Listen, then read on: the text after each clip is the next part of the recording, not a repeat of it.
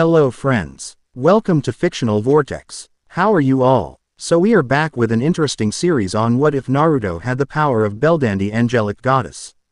Also be sure to subscribe and like this video. Now let's begin. I told you not to come near my kid but you didn't listen and now you're going to pay for it, the man growled, acting sure to put as much hate and loathing into his voice as possible.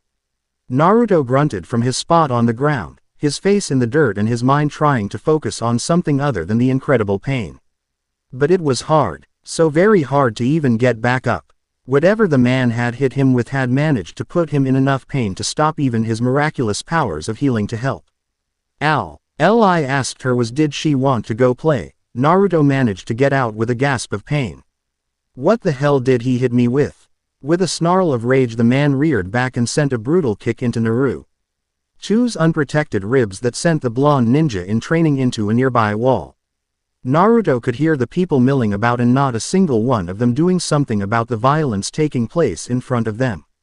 With a valiant effort he managed to push himself up on shaky arms staring up at his attacker, determination shining the whole time. One day you'll see that you can't keep me down, then you won't have a choice but to respect me.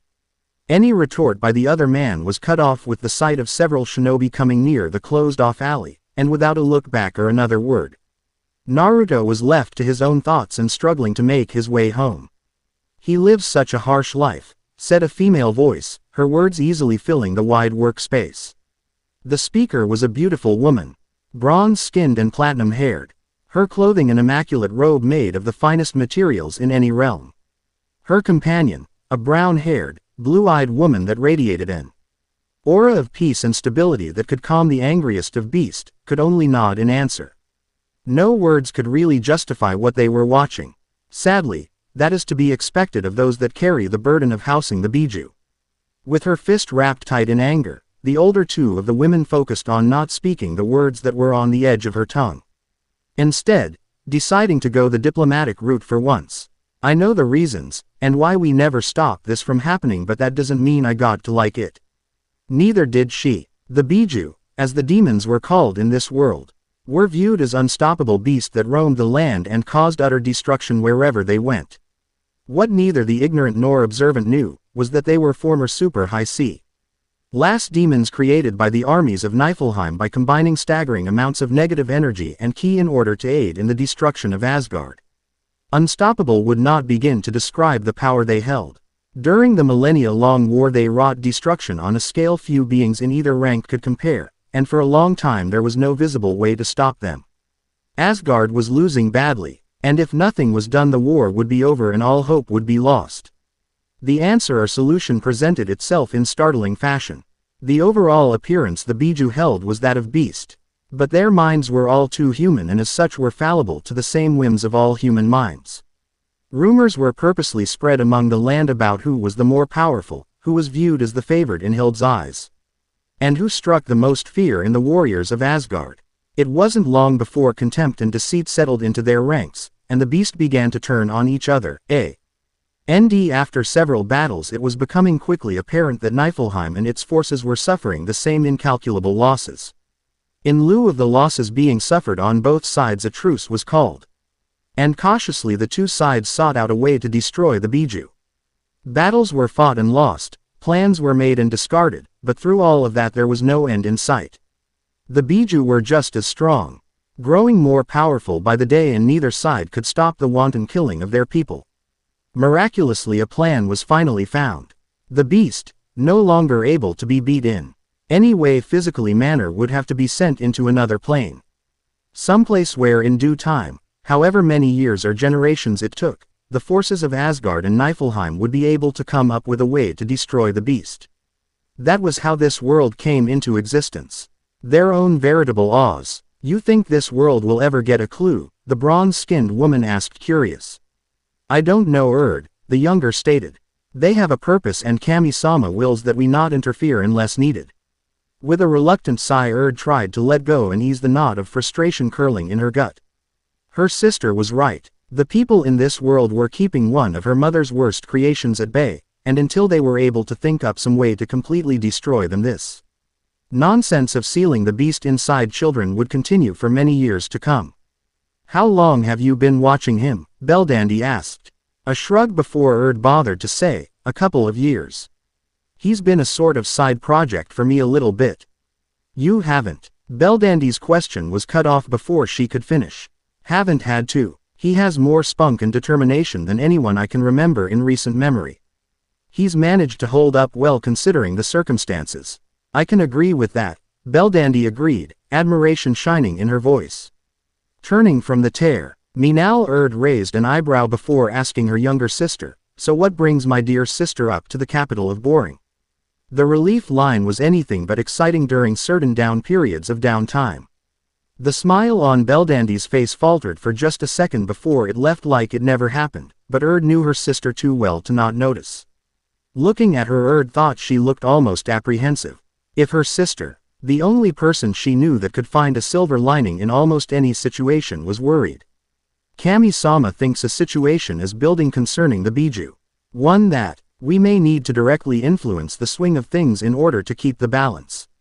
Erd's startled reaction didn't begin to do justice to the almost vice-like dread in her gut. Opening the door to his small apartment, Naruto wearily made his way toward the inviting picture of this small bed. Normally, the proper thing to do would have been to go to the hospital and see if anything was broken. Of course, like everything else in his life, such an action would have probably ended up painful and life-threatening. The fact that he was allowed to be beaten so thoroughly in the first place was testament that there was some unspoken rule in this village that everyone strove toward making his life hell. Almost throwing himself in the bed, he reached out toward the telephone that sat at the head of his bed. His ails and worries dying into barely recognized background filter. The whole purpose of this evening's expedition had been to get the information on this one little slip of paper. Trying to befriend the girl was sort of a last-minute try at gaining a friend. I didn't work out like he planned, but looking at the number, Naruto figured the ass-whoopin' was worth it. Now giddy in excitement, he punched the number into the telephone and waited for the voice on the other end. Hello, this is the Goddess Relief Hotline. Give me just a moment and I'll be there to process your request. What the hell? Naruto looked at the phone and then the number he'd hastily sketched on the paper. His handwriting was ugly, borderline offensive in a way, and he could barely make out his own writing. But he knew he wrote the number down right. His eavesdropping skills were top-notch. His hand began to dial in the number again when he heard the sound of footsteps in his room. Dropping the phone, he hopped off the bed, whirling into an awkward-looking defensive crouch. Take it easy, short stuff. I'm not here to hurt you. Naruto didn't move, eyeing what was clearly a woman in undisguised wariness. Bronze-colored skin, platinum-colored hair that almost seemed to cascade down her back. She was dressed in robes that tantalized his eyes artfully. Any other moment he would found her beautiful. But she was in his home and he wanted to know why. Maybe she's another one of those thieves that come by so often. Or can she be the girl's mother or something? Something seemed to flash in her eyes and Naruto prepared himself in case the woman attacked. I'm not a robber, nor a thief. I'm not here to poke, prod, or hit you. I came here to grant you a wish and that's what I'm going to do. She said. She's a shinobi too. What the hell kinda jutsu is that? No, I'm not a ninja or using any kinda base level magic you people use. That she at his thoughts was scary enough to make him look at her in no amount of small wonder. Who are you? Striking a pose before gracing him with a smile and small bow, she said, I'm Erd, goddess of the past, second class, first category. Limited. By now Naruto was easing out his crouch and looking around his room to see if this was some form of practical joke. He'd pulled a lot of them in his short time, and the thought of someone trying to pay him back didn't sound as ridiculous as it seemed. Crawling over the bed, he searched in every corner, looking both under and over the cluttered junk in his room. Okay lady, you can stop playing now. Naruto rubbed the back of his head. You almost got me to believing you. How did you read my mind? Is that some kind of jutsu? His reply must have been the wrong thing to say, because the woman's face lost the easy look she'd been wearing since she'd popped up in his room. I told you once that it's not like that. Look, just make your wish and I'll be out your hair. Erd managed to say without sparking him for irritating her so much. As with everything in his life, Naruto didn't follow any type of command or order. Glaring defiantly at the woman, he crossed his arms and asked, Why should I believe you? You just popped up in her and I know I locked the doors. Erd wanted to rant at him but stopped herself from making a mistake. She hadn't lied when she told Belldandy he was a project of hers. She'd been keeping an eye on Naruto for years, drawn to him after witnessing the sacrifice his father made in order to save his people. Watching him grow up hadn't been pleasant. In the 12 years she watched him from infant to child, she'd been reminded that people, no matter how human they were, could stoop to despicable levels of indecency when life placed them in uncomfortable situations. The loss of life had been great, but to take it out on a child no less. Taking a deep breath, popping her neck from side to side, Erd regarded the youth in front of her, a smile gracing her angelic features. As if coming to a silent decision, she asked him a question he never would have guessed in a million years, not counting the one she just asked. Why don't we sit down and you can tell me about your life? Anything you want, I'll listen and try to help you out as best as I can. He looked at her, really. Looked at her and could see the sincerity in the request. Her green eyes were an open book, and before he could help himself and question the sensibility of unloading himself on a complete stranger, someone that not 5 minutes ago he thought was trying to kill him, he started talking. With his head down and shoulders slumped, he didn't see the small affectionate smile on her face, or that she somehow directed him to take a seat and was sitting right next to him listening to his every word. If anyone saw the woman in person, a load of presumptions would be made. One was that her very being screamed danger. Not in the physical sense of the word, but she carried an air of restrained power and sophistication. In earlier times, she would have seemed to be nobility. The sight of her talking to the young blonde would have drawn startled eyes, but nothing could and would have startled more people than her uninhibited laughter. A sound that almost rivaled that of the Uzumaki. Bwahahahahaha. What a moron. I can't believe he fell for that. Naruto clutched his stomach, laughing along with his new friend. You should have seen his face. He was so angry. He almost scorched a hole through his hat. The mental imagery was good enough to make her break out in another fit of laughter. If Naruto was good for one thing, it was for telling jokes.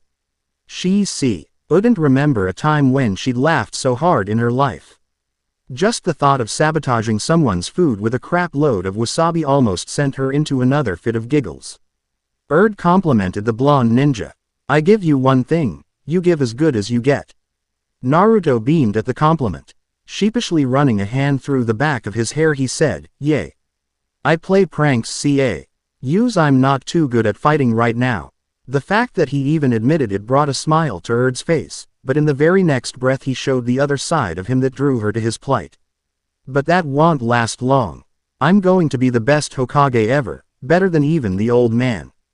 Coming down from another fit of giggles, Erd said, that's a pretty big goal you got there. These Hokages of yours are pretty good. The best of them could even make a good showing in my world. Really? Naruto asked. Oh yay, Erd answered. The Yondaime was an extremely powerful person. Powerful enough to draw the attention of several high-ranking officers in my world. Naruto never bothered thinking how outlandish the whole comment sounded. His curiosity was piqued, and an angry mob of villagers wouldn't be able to pull him away from now. Are there a lot of powerful people where you live? Are they stronger than the Hokage? Are you really strong? Can you teach me anything? The questions were coming in a rapid-fire volley, and Erd struggled to even understand what he was saying. Holding up a hand she managed to stop his questions, sighing at the baby blue puppy eyes that were having an unconscious effect on her. Sheesh, when you look like that who can argue? As for your first question, yes, there are a lot of strong people where I live. Are they stronger than the Hokage? Yes. Am I strong? I believe I'm stronger than anyone on this planet right now. Can I teach you anything? Not without overstepping and bulldozing my way through lots and lots of red tape at the moment. Heaven frowns upon us coming down and meddling with the affairs of the grounded. In a spark in forewarning, Erd could see the words forming on the lips of Naruto. Moving faster than anyone he'd seen, she clapped her hand over his mouth, stopping him from making a mistake. I know what you're going to say, and if that's what you really want, I can't stop you. Think hard about what you really want in this life. What's the one thing you want beyond all else? Naruto dropped his head and did as she asked because it was a good question.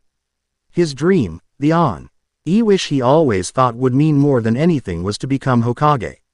By now everyone in the village and beyond knew that, but if he used his wish on it, would it even be worth it? With a snort of derision, he knew he didn't need to rectify that question with an answer. He might not have the most talent or the best skills like that Sasuke bastard in his class, but he had the drive to work toward his goal himself, and that was going to help him make it. So that left him to wonder, what did he really want? And like a light turning on in a room full of darkness, he knew. When he looked up, the two of them locked eyes, and knew on some instinctual level what he was going to say. Briefly she considered asking her sister how she felt when Keiichi made a similar sounding wish whenever she had the free time. The words left his mouth and there was a montage of images that flashed through her eyes as the wish processed, some of them from her earlier travels as a goddess in training and subsequent adventures. But most of them were of her time living in the Marizata residence, and she wondered if she would have as much fun in her new life. If Belldandy was one thing, it was faithful. In times of strife and need she never ever doubted that good would triumph over any problem in the end. But this time there was a seed of doubt her prayers could not seem to vanquish. What started as an inquiry into her sister's safety was now blossoming into full-blown doubt. The world below them was harsh, ruled by constant warfare and criminals that could make a home in the lowest bowels of hell. "You worry for her?" a male voice asked. Belldandy reluctantly nodded, not wanting to seem as if she was losing faith in front of the Almighty. "That is to be expected. I'm sure you've read the reports our operatives have sent." "Yes, I have," Belldandy answered. "Then you know that this is a needed precaution." In her mind she knew that, but knowing and believing were the two things she just couldn't do at the moment. Despite the sense of peace that surrounded her by being in his very presence, it did nothing to quell her uneasiness. The Almighty walked toward her, a soft smile gracing his graying, fatherly visage. The image in front of her wasn't his real form. The Almighty regularly took the image that would provide his children the most comforting presence. "Do you believe in her?" he asked softly. At her nod, he continued in the same fatherly tone he always used with her. "You have done great things, Belldandy, and will continue to do so. Through the help and support of your sisters and the young mortal, you have grown leaps and bounds emotionally and spiritually. Now it is your sister's turn to make the same journey to help find herself. Nothing happens by chance, my dear. Have faith and she'll pull through with flying colors." When Belldandy didn't answer, the Almighty fixed her with a smirk and raised eyebrows. "Ow, that seemed so alien," it snapped Belldandy out of her funk. "Think about it like this. Your sister made several visits to you, and I remember the trouble she brought. It wouldn't be impossible for you to visit her as well." Belldandy's eyes rose to almost comical heights and her laughter was genuine, sounding across the room like a summer's breeze and brining a smile to God's face. Naruto looked up at the sizable hole in his roof and just knew there was going to be trouble. The landlord was already on his tail for any little thing he could find wrong, and this was probably going to be the straw that broke the camel's back. Turning around, he looked at the woman goddess lounging across his bed, dying to ask her what was going on but scared she would blast him into oblivion. As if a prelude of things to come, she took the question right out his mouth. Naruto didn't answer her question, given he fainted from the blood loss of his severe nosebleed. This is going to be so much fun. When the veil of sleep began lifting off of Naruto, he was quickly recognizing a number of differences this morning. 1. He was fully clothed. Not a huge problem, since some nights he would train himself into complete and utter exhaustion, making showering a distant dream when he managed to get home. 2. Naruto could feel a nice breeze drifting into his room. Again, that wasn't such a big problem, but trying to think about it was jogging a memory.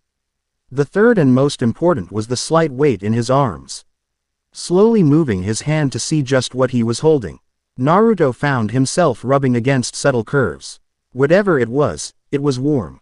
"Be careful, stud, we just got to know each other," a very feminine voice whispered into his ear. The reaction was instantaneous, shooting across the small room fast enough to make Metagai scream and cry in jovial excitement. Naruto frantically waved his arms in front of him to try and ward off the monumental beating he knew was coming his way. "I'm sorry, I didn't do anything, I promise. Please don't end my life before I have a chance to graduate." By some miracle she was barely able to piece together his jumbled butchering of the local language. "You didn't do anything last night. You fell out, and instead of leaving you on the floor where you might have frozen to death, I put you to bed. As to why I was there too. Stalking toward the shell-shocked youth, Erd leaned down, bringing them nose to nose. I wanted our first day of the honeymoon to be perfect. Even if he would have been able to form coherent thoughts, it wouldn't help him much in this situation, thus the only thing he could say was, "B-U-B-B-B-U-B-B-B-U-B-U." Not a literary giant as he, Erd thought, watching him struggle to come to grips with seeing a beautiful woman, alone. And in his bed at that. "You were real," he shouted. Raising an eyebrow at the question, she asked, "You didn't think I was lying, did you? The hole in your oof should be proof enough that what happened was real." Dreading the answer, Naruto slowly raised his to what was now his own open-end sunroof. "You have got to be kidding me," he muttered. "So, it wasn't a dream from eating all that ramen?" "I'm afraid not, buckaroo. You're stuck with me till the end, or until the Almighty calls me back for whatever reason," Erd commented lightly. She idly noted from her perch on the bed that he was still warring with disbelief. Stretching out onto her back, she began levitating several inches over his bed, admiring the sunlight that streamed through the roof. "Don't you have an exam today?" she asked, as nonchalant as possible. Snapping back to reality, Naruto speared a look at the clock on his wall, eyes bulging when he finally noted what time it was. I'm going to be late." Erd watched him race into the painfully small restroom and slam the door. She could hear the turning of knobs, and the groan from the rusty pipes pushing what she hoped was decently heated water. Last time she checked on him before given this mission, the landlord had somehow cut the hot water to his room even though it was winter time in Konoha. But that's the end of little stunts like that, Erd thought. A sense of glee making her shiver when thoughts of beautiful retribution came to mind. After what could have been no more than 2 minutes, Naruto came flying out the restroom, racing from several piles of junk, gathering what he needed for the day. To Erd, it looked like piles of trash haphazardly thrown around the place. But the way Naruto was finding his equipment made it look like he developed a system and had general idea where everything was. Reaching out a hand to clasp his arm as he began to race past her again, Erd stopped him.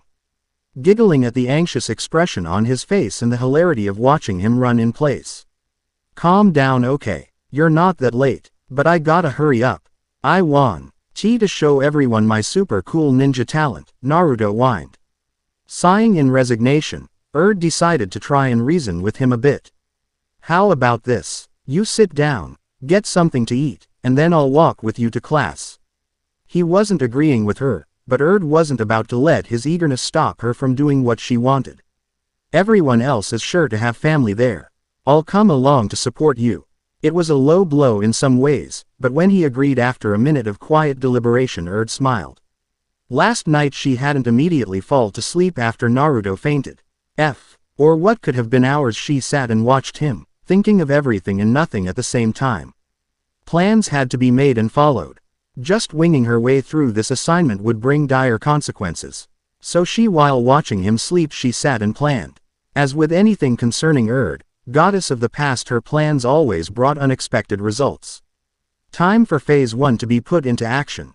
Iruka was well into his lecture, explaining what he and the other teachers would be looking for during the exam when the door to his classroom was pushed open. Having already taken attendance, it was an easy bet to guess who was walking into the room. Bad enough he was late, but to be late on the most important day of a young shinobi's life was almost blasphemy. Taking a deep breath, he readied himself to shirk off the excuses Naruto would give and let him know what he thought of such disrespect. It's easy to say that never happened. Right behind the blonde LKED in the most jaw-dropping beautiful woman he'd ever had the privilege of seeing. The class that had been so animated before stopped all conversations, and every eye landed on the pair walking through the door, stunned, speechless. Naruto was used to being the center of attention, but this went beyond anything he could remember. The walk to the school had been bad enough. Used to whispers, and the stares of people that wished him more harm than good, it was unsettling dealing with this new way people were looking at him. Glancing up, he watched to see how Erd was dealing, but like every other time during the short walk, she seemed oblivious. No, that wasn't right. The way she stripped down the woman that had called her a bitch was a class example that she knew what was going on. She just didn't care. Erd felt him tense up and thought of what set of actions to take with this latest obstacle. The walk earlier had been enlightening on more than one case, easily coming to the conclusion that this village needed a big dose of shock therapy. She decided to grab hold of his hand during the walk toward the school. Naruto was hesitant at first, and the way the villagers were glaring at him hadn't been a welcome sight, but Erd did what she wanted and damn the consequences. "Is this your classroom, Naruto-kun?" she asked, feigning surprise at the sight. Not knowing what to do, he answered with a shy nod. "Oh no, that just won't do," Erd thought with a manic grin. Kneeling down so that they were face to face, she made sure he was making eye contact. His ocean blue eyes locked into the jade green of her own. "You pass this test and show them who's going to be the greatest Hokage ever." His smile could have powered a small village, and with his eyes closed, Erd leaned forward and gave him a kiss on the cheek. "Show them who's best." The shocked gasps from behind her ears sounded almost as heavenly as any angel singing. Without turning around or othering to check and see if Naruto had moved from his spot near the door, she left the room with a sweep of her dress and eye-grabbing sway in her hips. Naruto twitched mentally, managing to straighten himself out in a decent amount of time. After taking a deep breath, he looked up to see every face in the room gazing at him.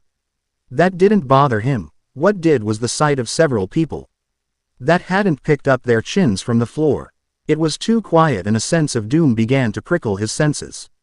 Shrugging it off as nonsense, he made his way to his chair, his footsteps eerily loud against the oppressive silence. After taking his seat, one brave soul, the most unlikely of them all, Hyuga Hinata asked the one question that everyone was dying to know. Naruto-kun, who was that woman? For the last several hours Naruto could be graded as handling the situation set upon him in a pretty decent manner. Shock may have had something to do with it, but he should have been commended. Too bad it couldn't have lasted a bit longer. Naruto thought it was best to keep the part of her being a goddess out of his explanation. No need to attract unwanted attention when he didn't need it. "Who? Erd. She's just staying with me. She's nobody important." It took exactly 2.5 seconds before he realized his mistake, and the classroom exploded in a cacophony of questions and shouts.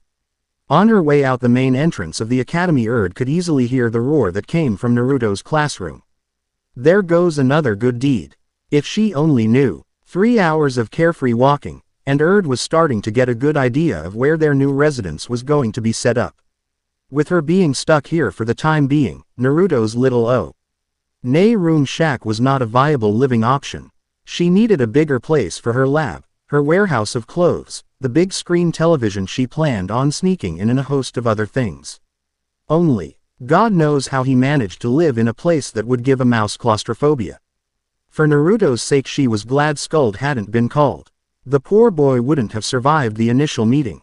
Turning a corner, Erd headed into Naruto's dilapidated apartment district. The run-down buildings looked as if a stray wind could blow them down if it wanted. There was little to no grass surrounding the building. Just lots of dirt that a group of children were happy to kick up. Walking past the smiling children with a wave, she walked the stairs up several floors. Coming to Naruto's apartment, Erd opened the door to his room and found the landlord limping through Naruto's bedroom, searching through everything in sight. Coughing into her hand, she got the smaller mont's attention. "I don't know why you're in here, but you better speak up or someone is going to be seriously hurt," she growled, popping her knuckles in order for him not to misunderstand what she meant. The balding old man sputtered, trying to decide if gawking at the beautiful woman or running for his better health was better. "Who are you?" The question was simple, but Erd didn't function on a simple mindset. In her eyes it was an opportunity to cause mischief. She straightened her posture, keeping her tone formal and businesslike. "I'm here to look and engage the living arrangements of one Uzumaki Naruto." Taking a glance around, she put the right amount of displeasure in her voice. It would seem that such a visit was warranted. "I'm glad they sent someone to take care of the brat. You ought to hear the noise he makes when he comes here. Always Hokage this, Hokage that. If that's not bad enough, look at my roof." Letting out a snort of disgust, he smiled at Erd, and she got an eyeful of his 3 good teeth. "Damn punk. As if the village would ever let that demon-possessed monster anywhere in our ranks." He shook his head as if the idea was beyond human comprehension. Had no idea why God would send her on this mission. Every time someone opened their mouths in this world, she found another moron she wanted to blast into dust. Maybe this was a test, she thought. Her temper had always been a sore subject around the office, and only recently had she made any stride toward restraining some of her baser demonic urges. But what if, Miss? Cocked an eyebrow at the little toad. I do need help getting his stuff out of here. Well, sir, despite your opinion of the young man, I'm here concerning him. Also, as you have seemed to forget, I come here and find you ransacking through one of your tenants' apartments. Holding up a hand to cut off his hasty explanations, continued. If I didn't know any better, I would think that's a crime. One I'm sure the Hokage would be interested in knowing. Having no clue what the Hokage would do, had simply been shooting in the dark. The man hadn't asked for any identification to prove her claim. Too stunned by being caught in the threat of bodily violence. And let's not be silly here, she was good looking, so that played a major part. Smirk. Something was grabbing her leg. Looking down, she found the man crying his eyes out. A river of tears were flowing from his eyes, wetting her dress and soaking up her whole left side of her leg. Please, don't. I'll do anything, he pleaded. Bingo. It was hard to keep the snarl of her face from him ruining her dress, but she did it. Later on, after Naruto's graduation, she would have lots of time to drink and laugh her ass off. I want you to get movers here now. Have them pack up everything you see in boxes. I'll be back in 1 hour on the dot. If it's not done or Mr. Naruto tells me anything is missing, then I'm sorry, sir. I'll have to report you. Shaking him off her leg, the old man stood up and shook her hand. Giving her a slight bow, the apartment manager turned and left the room. She waited several seconds to pass, and when no one came in, she closed the door to his apartment. A small popping sound was heard, and on her shoulders were 2 miniature versions of herself. That was a great plan. Mini once said, standing in a pose. The second miniature clone on her left gave her a thumb up. I got to say it. You were incredible. Giving herself a mental pat on the back, agreed. Wasn't I? The three suddenly burst into a fit of laughter that would have sent chills down the most hardened shinobi's spine. Taking one last look around the messy apartment, she waved the mini away and started her way toward the better housing district. Now, let's see what type of home we can swindle, buy. Failure, loser, wannabe. Words that he could easily block out any other day were finally hitting him full blast at his lowest point. In his own mind, he could visually recall almost every hateful look and put down. Every pep talk he had to give himself to wake up in the morning only to be faced with the same hate again and again. His ambition, his dream of becoming the best, was derailed before it even had a chance to begin. What type of ninja failed the academy exam? The grunts did, that's who. Contrary to what he wanted to believe, he actually thought was going to show up. He barely knew her well enough to blindly trust her like that. But she seemed like the genuine article. For the first time in a long time, he thought he had his first real friend. Someone that wouldn't mind looking out or him for a change instead of trying to keep him down, but he must have been wrong. He hadn't seen her face all day after she dropped him off. Maybe that was a blessing. No use in her coming here and seeing him as a failure. It was barely perceptible, but he could hear someone sniffling. Looking around, he found no one around. Everyone having left after the graduation ceremony. To his complete and utter horror, he found out it was him, the greatest Hokage of all time in training, sniffling like a girl. Ninjas don't cry, he muttered to himself. But the usual gusto and determination that served him so well wasn't there. With a silent push, he swung on the swing set. What am I going to do? He asked himself. Misery dripping of him waves. I got an idea. Looking into the face of the one teacher that had tried to help him during the exam, Naruto knew he was open for anything. Mizuki-sensei. If such a move was possible, she would have been kicking her own ass 5 ways from Sunday. Being fashionably late to Naruto's graduation was one thing. Missing the whole damn thing was an entirely different bag of problems. The sad part was that she didn't have a legitimate excuse either. If somebody's grandmother needed help with her groceries, or some lonely little girl's cat was stuck in a tree, he wouldn't be able to blame her for playing the Good Samaritan. She didn't think he would like the idea of her missing his graduation because she wanted to have a well-stocked collection of sake. That's why now she was hurrying before the whole thing ended. As long as she could at least be seen, he shouldn't pitch too much of a fit. Yay, right. You're already messing up, girl, she told herself. Passing by several blocks, she could say, families celebrating at almost every establishment eating. It wasn't hard to guess that the little ones wearing the snazzy-looking headbands were the graduates. Naruto was always touting around. Those goggles of his also helped in the assumption. The school finally came into view and released a sigh. Steeping into the courtyard, found, to her chagrin, that the whole place was deserted. A closer investigation offered no clue to where the blonde was, and that's when something heavy began sitting in the base of her chest. As crazy as it sounded, if Naruto had graduated there wouldn't have been anyone in the village that didn't know. Not because the news would have been spread itself, but because Naruto's cheers would have been loud enough to alert the whole village. There were cheers and shouts in the distance. None of them sounded anything like the loudmouth blonde. Turning around, she left the courtyard and started toward the commerce district. He had to be somewhere. From her seat in the diner, Yamanaka Ino looked up as if her prayers were somehow answered, to see the approaching platinum-haired woman from earlier this morning. After a quick glance to both sides, she noted the absence of the bullhorn blonde, filing that bit of observation away for further use.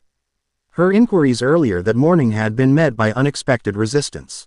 Naruto had been surprisingly quiet about the whole thing, only giving out the woman's name and not much else, despite the whole class coming down hard on him for information. Elbowing Sakura, Ino got her attention. Look at the doorway. It's the woman from this morning. Snapping her head around quick enough to blur, Sakura's eyes went round as saucers. What is she doing here? Don't know, Ino answered in a whisper. The flunkey's not with her. Spotting the two of them, slowly made her way through the crowded restaurant, drawing the stares of both men and women, the former receive. Harsh slaps anywhere in the cranial area. Some of you kids are in class with Naruto, right? Ino and Sakura gave zombie-like nods, totally stunned by the almost ethereal beauty the woman held up close. You know where he went off to? The assembled group of revelers, mainly consisting of the Yamanka, Haruno, Akamichi, and Nara families, stopped all activity and blinked in confusion. Ino spurred forward when the shock of anyone looking for the blonde for something other than being the butt of a practical joke, gripped the table and took charge. I'm not sure, ma'am. Naruto didn't pass the exam, so we lost track of him.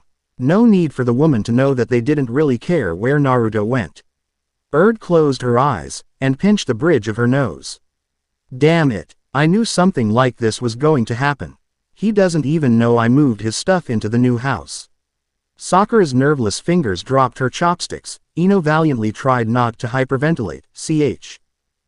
Unbelievable as it sounds, actually stopped eating, staring at the woman in disbelief, and Shikamaru pondered if this was a clear sign that the apocalypse was coming. Yamanka Inoshi, fearing for the kids and his close friends' mental stability, wanted to clarify the situation before anyone outright fainted. His wife seemed to be on the edges of consciousness herself. Did you say you two were staying together? He asked as laid back as possible. Oh yeah, I think it's over there near the Shiranui family compound or something like that. Nice place too, plenty of room to fool around in. Said lightly, not thinking how her words could be misconstrued. The sound of someone's head banging the table startled the goddess. The pink-haired girl was laid out, her face landing directly in the middle of her plate. The blonde girl next to her didn't seem all that stable either. She seemed to be chalking on nothing but air. The blonde man's date or wife was having a fainting spell. Not only them, but the whole table seemed dangerously unstable. Cautiously taking a small step back, quickly bid her goodbyes and hurried out the restaurant in case whatever the strange group had was contagious. When no one said a word after several minutes of first aid and cleaning of faces, Shikamaru summed up everyone's thoughts perfectly. When the hell did Naruto get such a babe? Mini 12 knew she was onto something when a splash of orange could be seen in the middle of the forest she had been designated to watch. Keeping her excitement at a low ebb, she kept herself to the shadows and out of sight. It wouldn't do to find him and then get caught if anyone else was around. Mentally sending the confirmation signal that she'd found their target, numb. Beer 12 sat down in the small hole of the tree trunk and kept watch in case Naruto tried to slip away again. Settling into wait for her sisters, she watched the blonde, and wondered what he would be doing out in the middle of a forest this late at night. By now she knew the girl had been telling the truth. There were two young men who were going to wake up in each other's arms after taking a potion in the face. And have no idea how it happened that could attest to her seeing the idiots gloating over that one little fact and pissing her off. Narrowing her gaze to take a closer look, was instantly concerned. Naruto was breathing hard and he looked like he'd been in some sort of brawl. The thought that someone had tracked him down, and in their joy in his failure decided to rub it in was there, but that huge scroll located near him made her pause. What is he doing? During her silent contemplation, Iruka stepped into the clearing asking, more like shouting Naruto a question about that very scroll. Recognized the man as the pineapple-headed teacher in Naruto's room and blinked in confusion. From what he was saying it seemed important. She was about to step in and speak when the sound of chuckling got her attention. Looking up she found the silver-haired ninja, Naruto's other teacher, with a shuriken big enough to serve sake off of. The realization that something was very wrong hit her. And before she could begin to comprehend the situation, the next 10 minutes wound up being some of the most heart-wrenchingly tense moments she'd ever experienced in her lifetime. Loath as she was not to have contributed, watching the whole spectacle from a third-person perspective showed her some things she otherwise wouldn't have noticed. The fighting was eye-catching, and Naruto's resiliency in battle was impressive, but those weren't what drew her eye. Watching up close the gift that Naruto was blessed with, how without a single thought to hymns. He forgave one of the people that had treated him less than stellar for many years, and put his life on the line. In that one instant he made one of his resistors a believer, and began to have an inkling as to why she was brought down here. To have such a gift destroyed, or used for the wrong reasons would be an injustice. Naruto and the pineapple-headed teacher began talking, and could feel the approaching auras of several other people, most likely reinforcements. Deciding to beat a hasty retreat before she was spotted, cast a quick spell and disappeared from view. In the excitement of finally graduating, fighting his first real battle, and having Iruka treat him to ramen, Naruto didn't think the night could go any better. What had started off as the lowest point in his short life ended up being a moment he would never forget. It was almost early morning, and why the hell Ichiraku was still open was a complete mystery to him, but Naruto wasn't one to complain. Especially when it came to ramen and anything related to the good stuff. He was busily slurping his third helping when the sound of someone pulling back the curtain got his attention, and he turned to find walking into his favorite eating spot, a smile on her face. She idly noted his lack of any cheerful response or smile, and knew it was more than expected. It wasn't in his nature to shun people. But she had broken a promise, even if she never said those exact words. "What do you want? I'm sure you got other things to do," Naruto muttered, almost glaring at her before digging into his bowl. Taking a seat next to him, ignored the inquisitive look from the owner and Iruka's wide-eyed stare. Reaching from behind her, she slid the small, expertly wrapped package across the table. "I know I said I was going to be there and I'm sorry. I got to say that it wasn't for nothing though." Naruto highly doubted that. Looking over the little gift, Naruto hoped he didn't do something weird and buy him jewelry or something else he didn't need. Putting the box to his ear he shook it, hearing a slight jingly sound. Frowning at the woman now sitting next to him he asked, "You didn't get me something girly and buy me a ring or something else girly? I'm a ninja, I don't need stuff like that." "Naruto, you don't talk to a lady like that," Iruka shrieked mortified. "Who cares? She broke a promise so she's not my friend anymore," Naruto almost shouted petulant till the end. Waving a hand to placate Naruto, tried to reason with him. Something important came up. It was for a good reason. Folding his arms across his chest with a frown on his face, Naruto didn't believe it. "I don't believe you. Prove it." Now lied occasionally. That was a simple truth she had no problem admitting. It was the major reason she stayed a second-class goddess. She liked the freedom of her position. But to be told directly to her face she was a liar was a little much. The vein suddenly popping out of forehead was a clear indication she was already losing it. Naruto missed the signal entirely. Look, I said I'm sorry, Just open your gift and then you'll stop pouting like some baby. A storm seemed to pass over Naruto's features. Pointing a finger and the goddess, he was almost shouting now.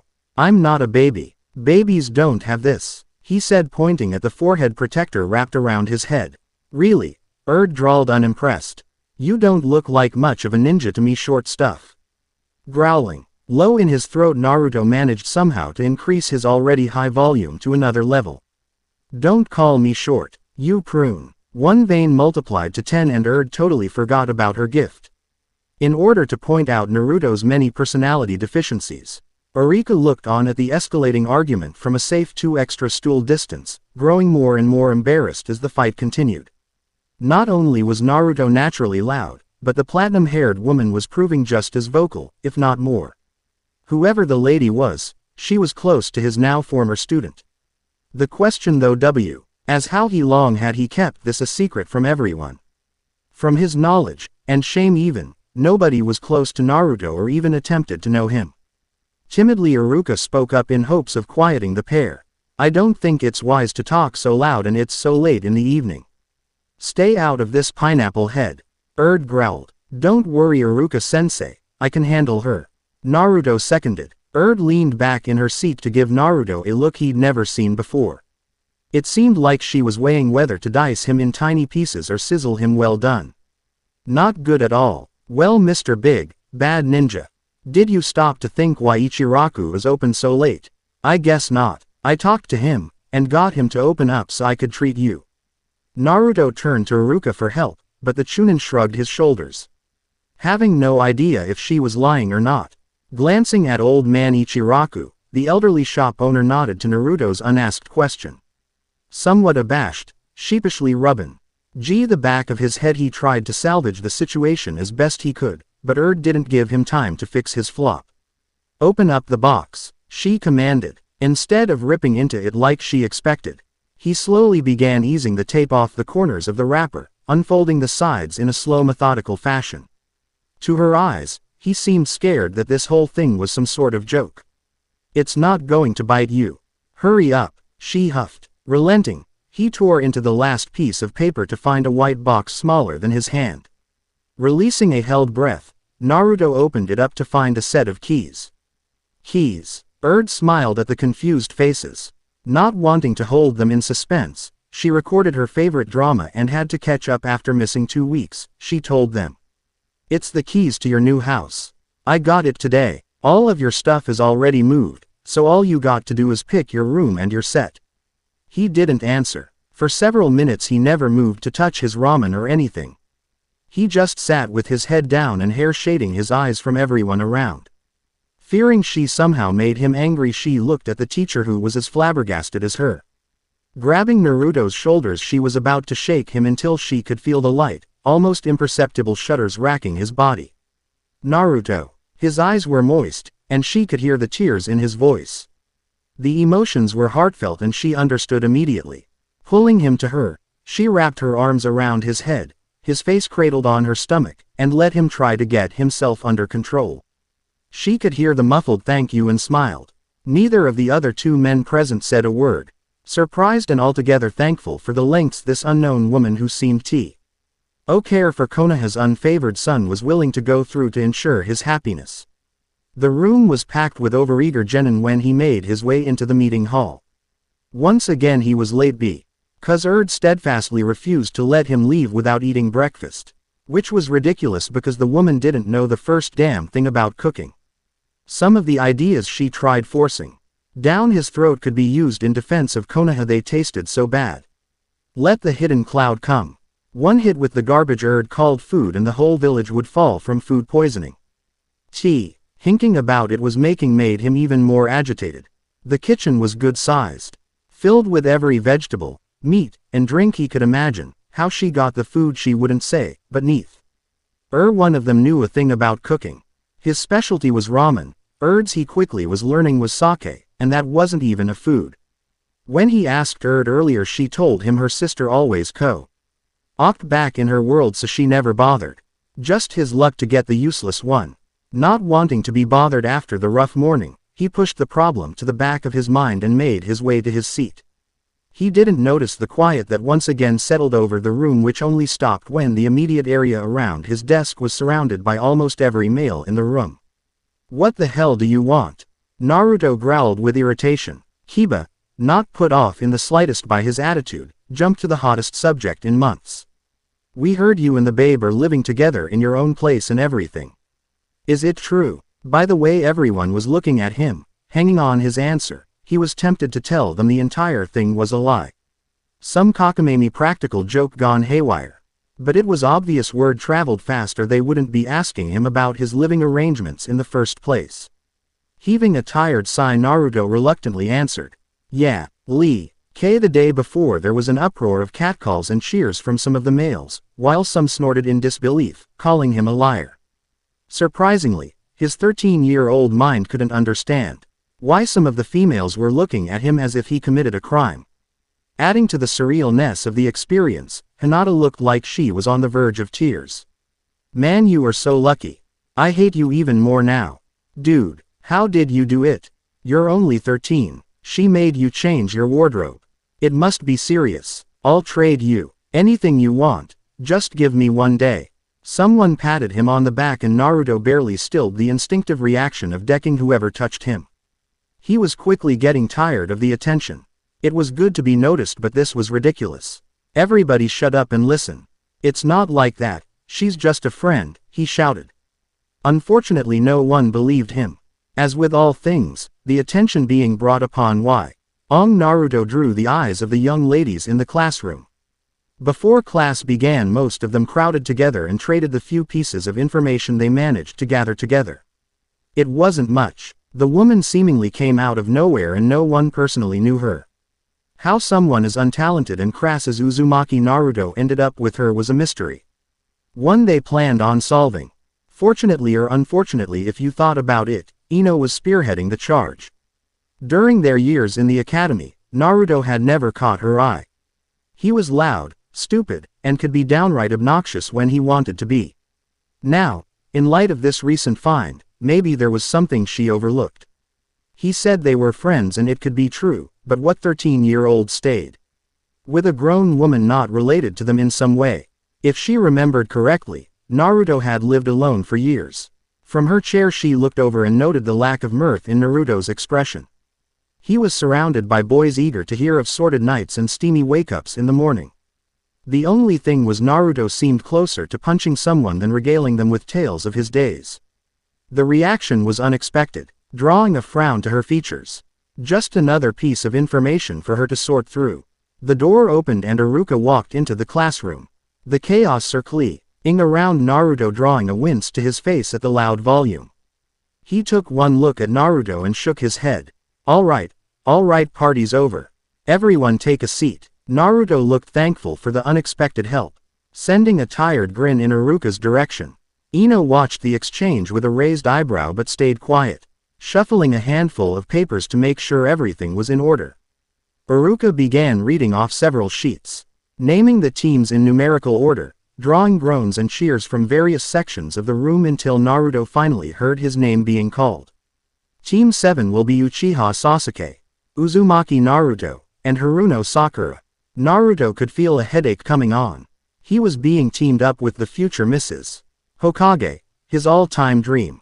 Normally in forma, Chion like this would have sent him running through the city with joy, but he just couldn't manage to care. He was hungry, these clowns around him were beyond irritating, and he was going to be teamed with the most annoying, emotionally retentive kid he'd known. "I thought Erd was supposed to bring me good luck."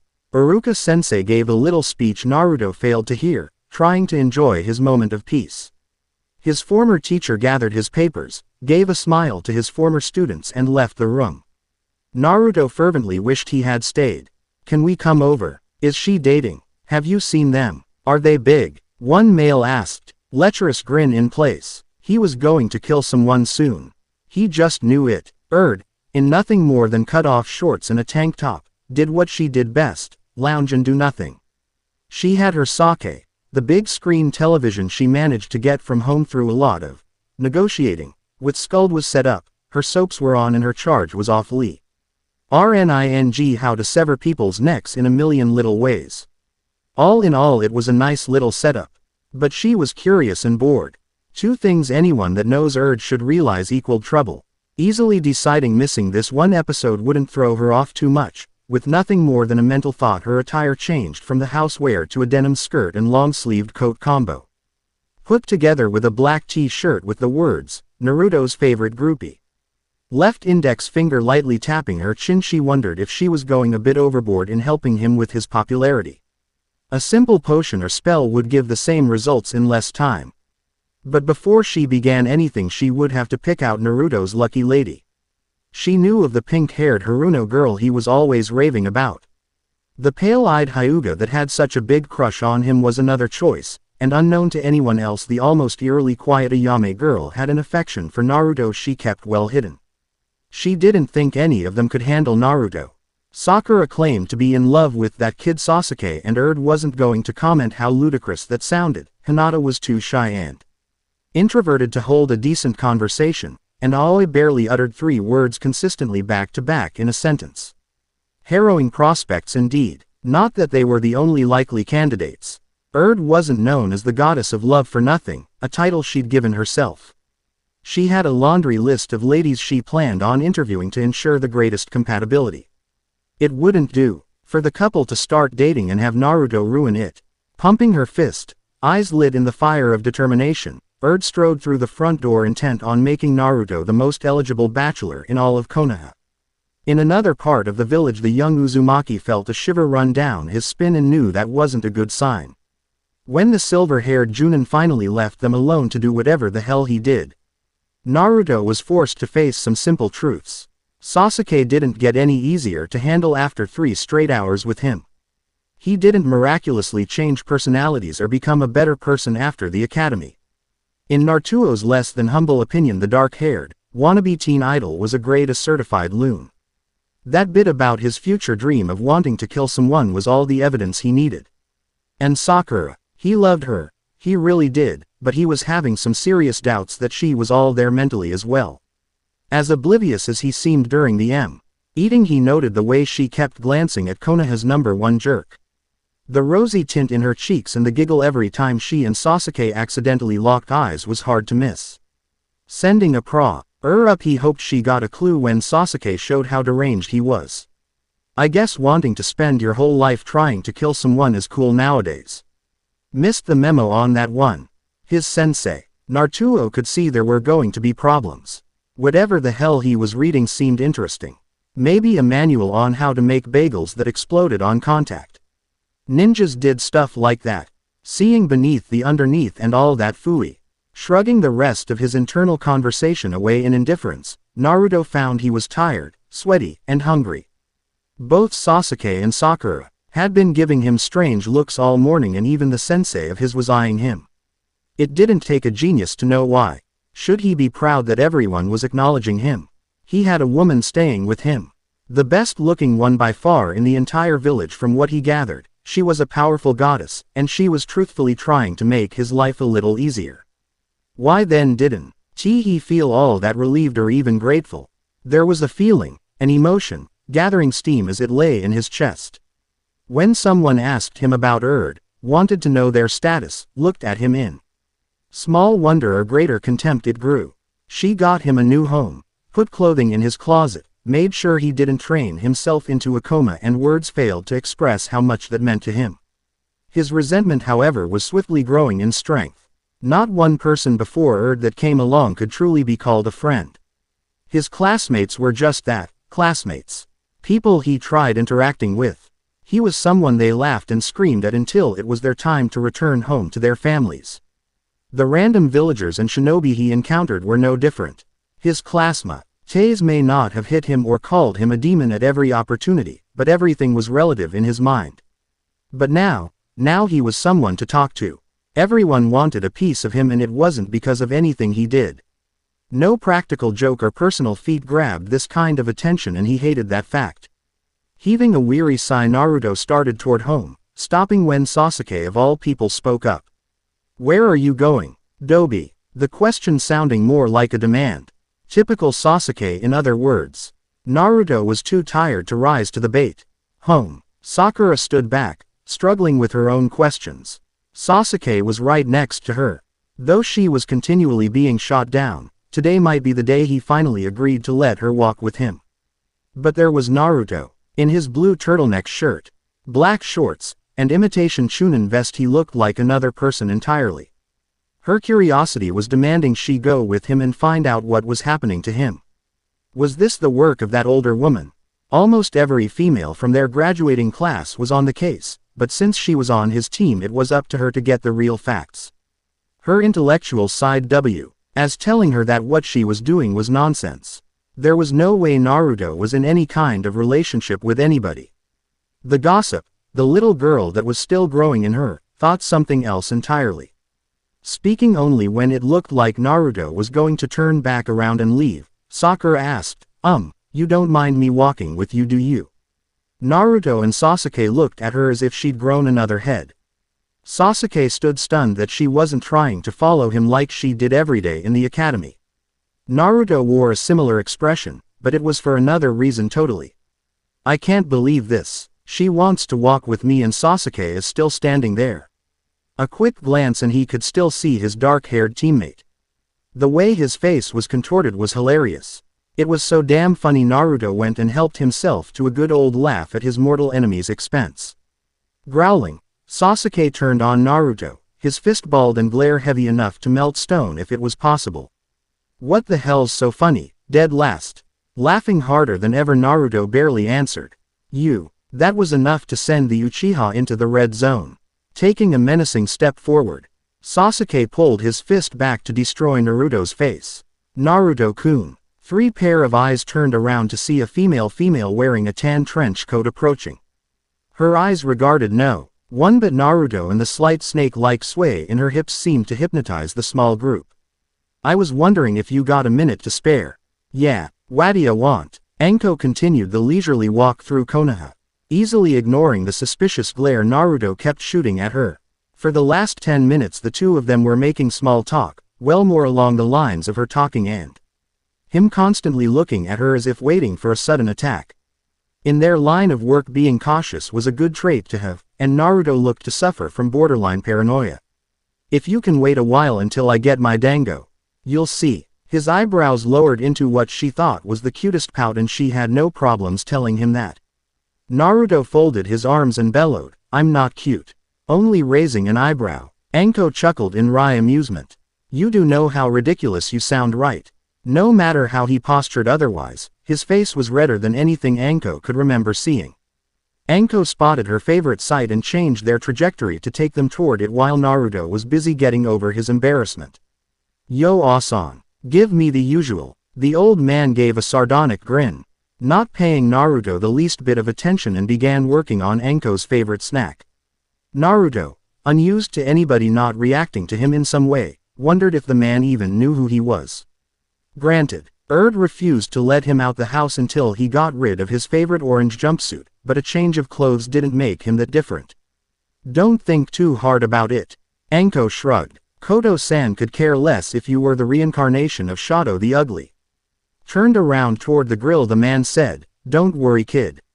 There is nothing you can do to scare me that Anko doesn't normally do. Just her showing up is ruining my business already. Anko grabbed the closest thing to her and let it fly at a good clip. The object just happened to be a discarded drink mug Koto failed to pick up from his last customer. An interesting sequence of events unfolded that gave Naruto a glimpse of why the man hadn't even batted an eyelash.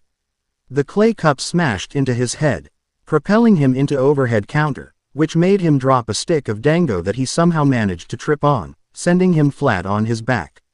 Stretching over the counter, Anko acidly plucked the treats she'd been waiting on and started munching happily. There was nothing Naruto could have said that would even begin to do justice to the scene. His only visible physical action was to blink in astonishment. Is he going to be okay? Anko airily waved her hand. He'll be okay. Don't let his old looks fool you. Koto-san is a retired Anbu. Naruto looked down at E-man sprawled on the floor and wanted to think otherwise. The total disregard this woman next to him had about casual violence put Sakura to shame. That Yamanaka chick that everyone was so scared of didn't even come close. Disregarding the man laying flat on the ground, Anko smiled as the taste rolled around her tongue, acknowledging Naruto with a grin that had him wondering if he was doing the right thing by talking to this woman. I came to you because I have a proposal. Sadly, Naruto had no idea what she was talking about. A what? Rolling her eyes and sighing, Anko figured she had given the kid too much credit. A proposal. I see that you have graduated the academy. What I'm offering is for me to help train you. Contrary to popular belief, Naruto was not dumb, and nowhere near stupid. He may have lacked book sense, but being alone forced some of life's harshest lessons on him far earlier than any normal person would go through them. If he was good at anything, it was reading people. Words could be decorated and flowered up to mean anything a speaker wanted. But a person's eyes, those were the objects that always revealed the truth. When he was younger, people used to give him gifts. So excited that someone actually wanted to do something nice to him for a change, he never thought his packages would be booby-trapped or that his food would be poisoned. So he learned to look people in their eyes. Hate, distrust, anger. Those type of emotions weren't so easily hidden as people thought they were.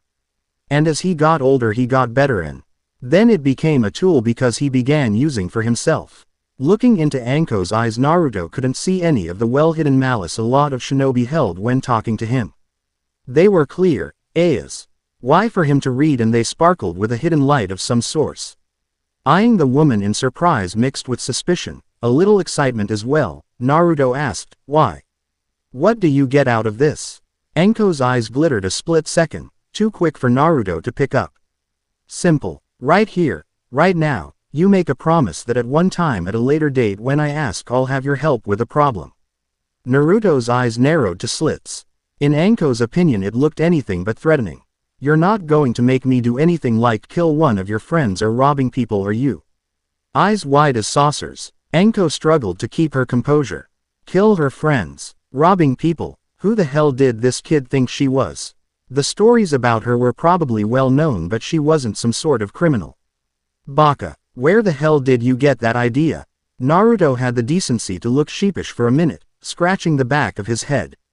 I don't know. Just had to make sure. The future Hokage can't do stuff like that. Eyeing him with a measure of scrutiny that unnerved him somewhat, Anko started down a different track, more curious now. You're really serious about that Hokage thing, huh? He looked at her like she'd grown two heads. Of course. The Hokage is the most powerful ninja in the whole village. Everyone has to respect him because he's the best. When I become Hokage, everyone will have to respect me. He spoke with such conviction. He wholeheartedly believed that with that dream, if he accomplished that one goal, everything would be honky-dory. Anko wondered if she should be the one to burst his bubble. Swallowing another mouthful of the treat, she turned the stool toward him, making sure she had his full attention. You haven't given me an answer, but before you do, let me give you a word of wisdom. This world is a big place, far bigger than you can imagine. The goal you have is a good one, but why limit yourself to such a small dream? Before Naruto started shouting his denials, Anko's hand lashed out and closed around his mouth. Let me finish. What you're shooting for is so small. This village is nothing but a speck in the world. People will live and die never knowing a Konoha ever existed. So why aim small? Don't be the best ninja of Konoha. Don't aim for the best Hokage ever. You want respect. Why not become the most powerful warrior to ever walk this world? Let your name be known in every city, town, and village. Hook. Slowly removing her hand, she smiled at the glossy look in Naruto's eyes. You carry a heavy burden. One that very few can even begin to relate to. That is proof enough that you are bound for greater things. Blinking, Naruto tried formulating a sentence. A retort that would get this woman to back down from her claims. Her words were there, constantly trying to penetrate the many barriers he kept erect on the one thing, his pledge that kept him going for so long. If that were the only problem, he would have left a long time ago, but he looked into her eyes and could see she believed every word she said. It was throwing him in a tailspin, and he didn't know what to do. Do you believe that? You think I can be that good? His question came out far softer than anything he'd ever said. But Anko never batted an eyelash. I believe you could be the best shinobi this world has ever seen. Line. Leaning down so that their noses were bare centimeters apart, Anko's mahogany-colored eyes met the startling ocean blue of Naruto's. "Let me help you train and I promise that you will reach heights you never knew existed." The answer was in Naruto's eyes before he uttered a single word. "Sinker." Reading through the questionnaire, Urd shook her head in disappointment. The great girlfriend search wasn't going over too well.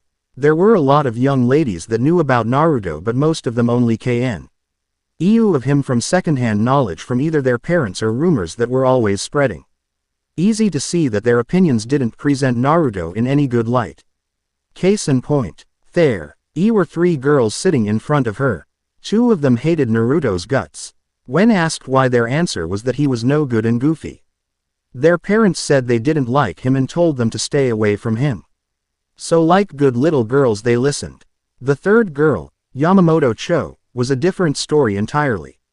Her parents didn't care for Naruto, but they never uttered a word against him. Cho's sole reason for disliking Naruto was because she was another one of Sasuke's fan club members and going out with Naruto would get her kicked out the club. She had nothing against the Uchiha. He was good looking and she knew he was going to grow up into a devilishly handsome young man, but right now she really wished he lived somewhere else. This was the 12th female to make that same remark. Mentally groaning at the prospect of having to go through any more of the list after so many failures, her attention was diverted when she looked up and found Naruto walking and talking animatedly to an older woman. Noticing the direction of her gaze, the girls she had previously been interviewing turned around and were stunned into disbelief. It was becoming a recurring theme when Uzumaki was involved. "Is that Naruto?" one of them asked. Blinking to make sure, Cho answered in a dazed whisper. "Yeah, that's him. You can't tell 'cause he's not wearing that loud orange anymore." "Who is that he's walking with?" "It might be his new sensei." "No, some guy named Kakashi is his sensei." "Then that means..." Three eyes turned back around to see what Urd was doing. Oop found only an empty seat in her place. Jerking back around toward Naruto, they watched as Urd made her way toward the pair. They couldn't see her face, but the three girls' imaginations provided all the ammunition they needed. "Lovers quarrel. Definitely. I never knew Naruto was a playboy. And he's playing around with older women too. I think the other woman is trying to steal Urd-san's man." Almost simultaneously, the three girls vowed to make sure the other girls knew about Naruto's scandalous situation. They remembered Ino saying something about going after Naruto. And Hinata. The poor girl could barely talk about him without blushing. Looking at the two women surrounding Naruto, they wondered if their former classmates even stood a chance. "I remember that Hokage painting trick. I didn't see what all the fuss was about. It looked pretty good from where I stayed." Naruto reined in the urge to gloat too much. He knew everyone else was making a big deal out of nothing, and to see someone else share his opinion validated his claims. Who cared if it was just one person against the hundreds that stayed in Konoha? "Yeah well," he started with a blush staining his cheeks. "I was going to stink bomb the school but decided something a little more daring." "I'll say you did a pretty good job." Naruto stopped mid-step and looked behind him. Urd-chan. Urd stood. One hip pointed to the side, hand resting along it, and a smile that promised trouble was on her face, but her eyes were dead serious. She looked like a totally different person. "Naruto-kun, who's your new friend?" He never got to answer. "Mitarashi Anko. It's nice to meet you. Naruto's told me all about you." Looking between the two women in confusion, Naruto wondered why the air was suddenly thickening around him. The hairs on the back of his neck were rising and his danger sense was telling him to run. Oblivious to why he should be hightailing it out of the area, he asked, "Do you two know each other?" "No, I'm just curious about a few things." Urd waved off. "Like that very interesting aura surrounding your friend. Brings a few questions to mind." Anko's face remained the blank slate, but a small, almost imperceptible smile came to her lips. "I see. In that case I guess I was right to suspect something." "Would you two tell me what the hell's going on?" yelled Naruto, tired of not knowing what they were talking about. Urd tried to get angry, but she was a little too annoyed to get anything. His shout had drawn a crowd, and she knew what she wanted to say wasn't fit for anyone to hear or know. Putting as much false cheer into her voice as possible, she said, "We have to meet up soon to talk. How about tonight, at the Yumeshi bar, 9 o'clock? Anko simply nodded. not bothering to add her 2 cents, but she was curious about one thing. How did you see? Do you really have to ask? Anko's answering smile was too bright to be considered anything good. I guess not. Picked up the small saucer and threw back the whole cup of sake effortlessly. She didn't want to admit it, but she was a little apprehensive about the meeting, and the easiest way to loosen up in her opinion was by enjoying a jug or two of the good stuff. She heard the sound of footsteps coming closer, and by the sound of it the person was very male. She'd been turning down pesky suitors for the past 30 minutes, and it was getting tiring, especially the way some of the dumber ones kept railing against Naruto in hopes she'd miraculously jump into their arms. Honestly, what type of man would be jealous of a 13-year-old kid? Excuse me, is this seat taken? Whoever bozo number 10 was asked. Not even bothering to look up, she politely let him down as easily as possible. Something of a blessing considering how annoyed she was getting. Actually it is. I'm waiting for someone. Not taking the hint, he decided to push a little further. I don't think the kid's allowed out past curfew. So, didn't the woman say she didn't want to be bothered?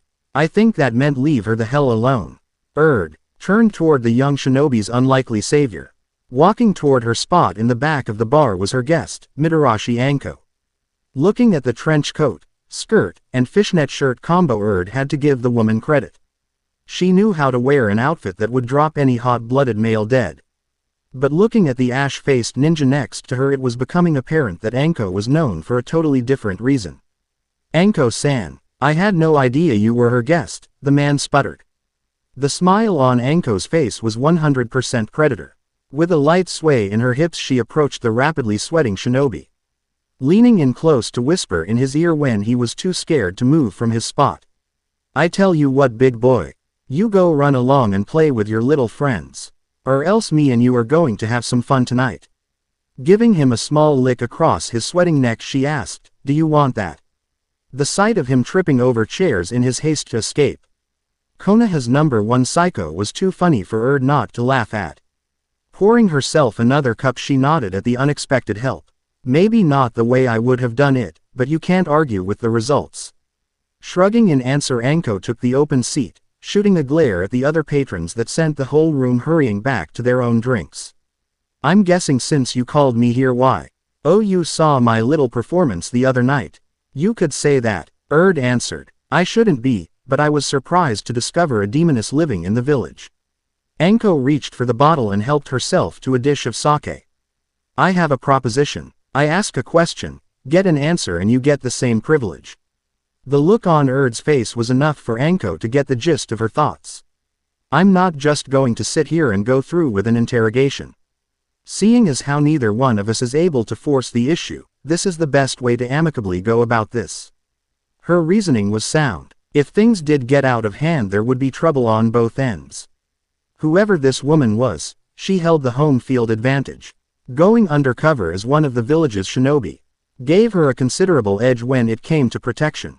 Being that she was a goddess, as easy as it would be to destroy them all if it came to that, she couldn't commit such a crime. The Almighty looked down on stuff like that apparently. Grudgingly admitting a short truce, started off the questioning with a simple, who are you? Taking a demure sip of the alcohol that seemed so out of sea. Her actor for the woman, Anko introduced her real self. I must say it's a pleasure to meet you in person, the estranged daughter of Hilde-sama. As for myself, I am known as Morrigan Ainsland, Uter of Belial and ruler of the western cone of Niflheim, she finished with a coy smirk. The sake in Erd's throat suddenly began to taste like ash, and the only reaction she could think of doing was to gape at the woman across from her. She raised her head for a split second to look outside, and that's when she saw her. Briefly noting Naruto at her side, the woman Naruto was walking with may have appeared normal to everyone else in this village, but to she had an aura surrounding her that screamed of Niflheim's influence. A swirl of dark colors, reds, blacks, dark blues, and deep purples swam around her presence, and struggled with the thought of her walking around plain as day. Before she knew what she was doing, was up out her seat and making her way toward the pair. So what are you doing here? Decided to ask after composing herself. More than a little curious as to why someone of Morrigan's rather sordid reputation would bother coming to this place. A slight shrugging of her shoulders. Morgan easily answered. I'm escaping from the various suitors and responsibilities in my world. The sake went down the wrong pipe and choked on the precious liquid. Staring at the other woman as if she were crazy, she blinked and rubbed her ears, sure she heard the wrong thing. Huh. Morgan fixed with a bored stare. You're a very beautiful woman, I know you know what it's like having to deal with suitors that you would like to do nothing more than douse their very souls in the pits of hell. And my realm can become hideously tedious sometimes. Namely one Dmitry Maximov and his repeated attempts at forcing a union between the two of them. Honestly, that man just never learned. A large sweat drop appeared on the back of Erd's head. Unfortunately she could understand, fortunately she never got to the removing souls point. Shooting back another saucer, Erd said, I can understand somewhat. I don't think coming here would make such a difference. Her own experiences told her that. She was in the upper 50s in letdowns and it's only been 2 days.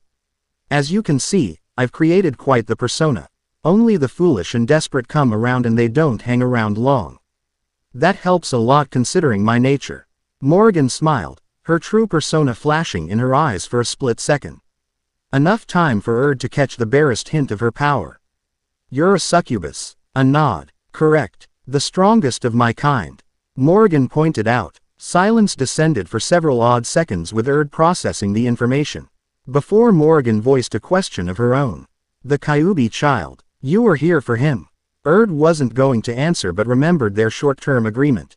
Yeah, somehow it was deemed acceptable to grant him a wish. Interesting. There was a dangerous sparkle in Morgan's eye when she asked, what did he wish for? Smirking behind her saucer, Erd waved away the question. That I can't tell you. Goddess-client confidentiality and all that baloney. So where is he now? Morgan asked. Erd growled into the empty bottle, raising her hand to signal for another one. Training, I think. Kid's never had a real house and soon as I get him one he goes and tries to destroy the yard. I would think with his test approaching tomorrow he would be resting. Erd shook her head at that. He probably doesn't even know what exhausted means. It won't bother him tomorrow. What were you talking to Naruto about earlier? He seemed like a different person. Not in the extreme sense, but he came home and went straight to work in the yard with barely a hello. Simple. I have agreed to tutor him somewhat in his training. That did not sit well with her. Erd didn't know the woman personally, but by all accounts the reports on Morgan had shown that she'd never been one for violence. She got her jollies by sucking the souls out of her victims and storing that same energy. Tragic and terrible that someone would die just to keep her sustained, but her crimes were a lot less eye-catching than many of her peers. That didn't make her any less of a threat. From the little that Erd knew, Morgan was a scary, powerful demon. Supposedly surpassing her in raw power. Morgan could see the concern and idly debated whether she should leave the goddess in a sea of confusion. To quell your worries, we did make a contract. It has nothing to do with his life or soul. The power he wields prevents me from even trying such an action. But we have come to an agreement. And that is? Erd asked, not liking the dangerous turn of events. Morgan's smile was sharp enough to cut glass. That, my dear, I can't say. Demon-client confidentiality and all that. Despite the seriousness of the situation, Erd couldn't help but laugh. Touché. Morgan silently looked into her cup. It was her too. RN now, but she really didn't have a question at the moment. Erd didn't seem like one of those berserker evangelist angels she ran into sometimes, but you never know. Sometimes it took the slights. Provocation and then weapons were drawn. What do you think of him? Erd was totally lost for a second. Who? The young Uzumaki, Morgan clarified. That's a loaded question. Leaning CK into her seat, Erd slumped down a bit to get comfortable. The posture was so unlike her that Skuld would have had a fit. Not because of anything too heavy, the kid's just 13, but I care about him a lot. His well-meaning is my first priority. It's why I'm skeptical of you. Morgan nodded, expecting as much. Fear not. The boy is far too powerful even in his untrained state to dally foolishly with. He would not only bring harm to himself in the state he's in now. True, but that doesn't explain why you're doing this. Morgan gave a wink after swallowing another saucer of drink. That is between me and Naruto-kun. Erd frowned at the familiar usage of Naruto's name but remained silent. There were other questions she wanted to ask, but those could wait. She had a question that had been on the tip of her tongue for a while and it needed asking. The ball back in her court, Erd asked, "That body, why use her? You could have simply come down as yourself and hid just as well." "True," Morrigan nodded, "but it is far simpler this way." At Erd's inquisitive look, Morrigan began to elaborate. "The Mitarashi Anko they know or used to know is dead." Eyes glazing over, Morrigan continued talking in the same seductive tone. "When Orochimaru gave the young woman that cursed seal of his, it had some adverse reactions. Instead of just eating away her chakra when it activated and reforming her, the disease began eroding away at her insides, very similar to a form of cancer. Though they managed to repress the seal to a manageable level in due time. Without the proper medical foresight, the girl never knew it was killing her in the inside. On one of my excursions through this realm, I found her on her deathbed, vainly trying to hold on to life, and try as I might, there was no way to save her." Taking another drink, Morrigan soothed her dry throat. "We talked for some time that night and I learned her one wish was to destroy Orochimaru. A simple wish to grant really in the long run, so I agreed. The contract was signed and sealed. I took her soul in as a part of myself and I began to use the visage of her earthly form for the time it would take me to complete her wish, however long that takes." Morrigan finished with a grin. At that moment you could have shoved Erd over with a whistle.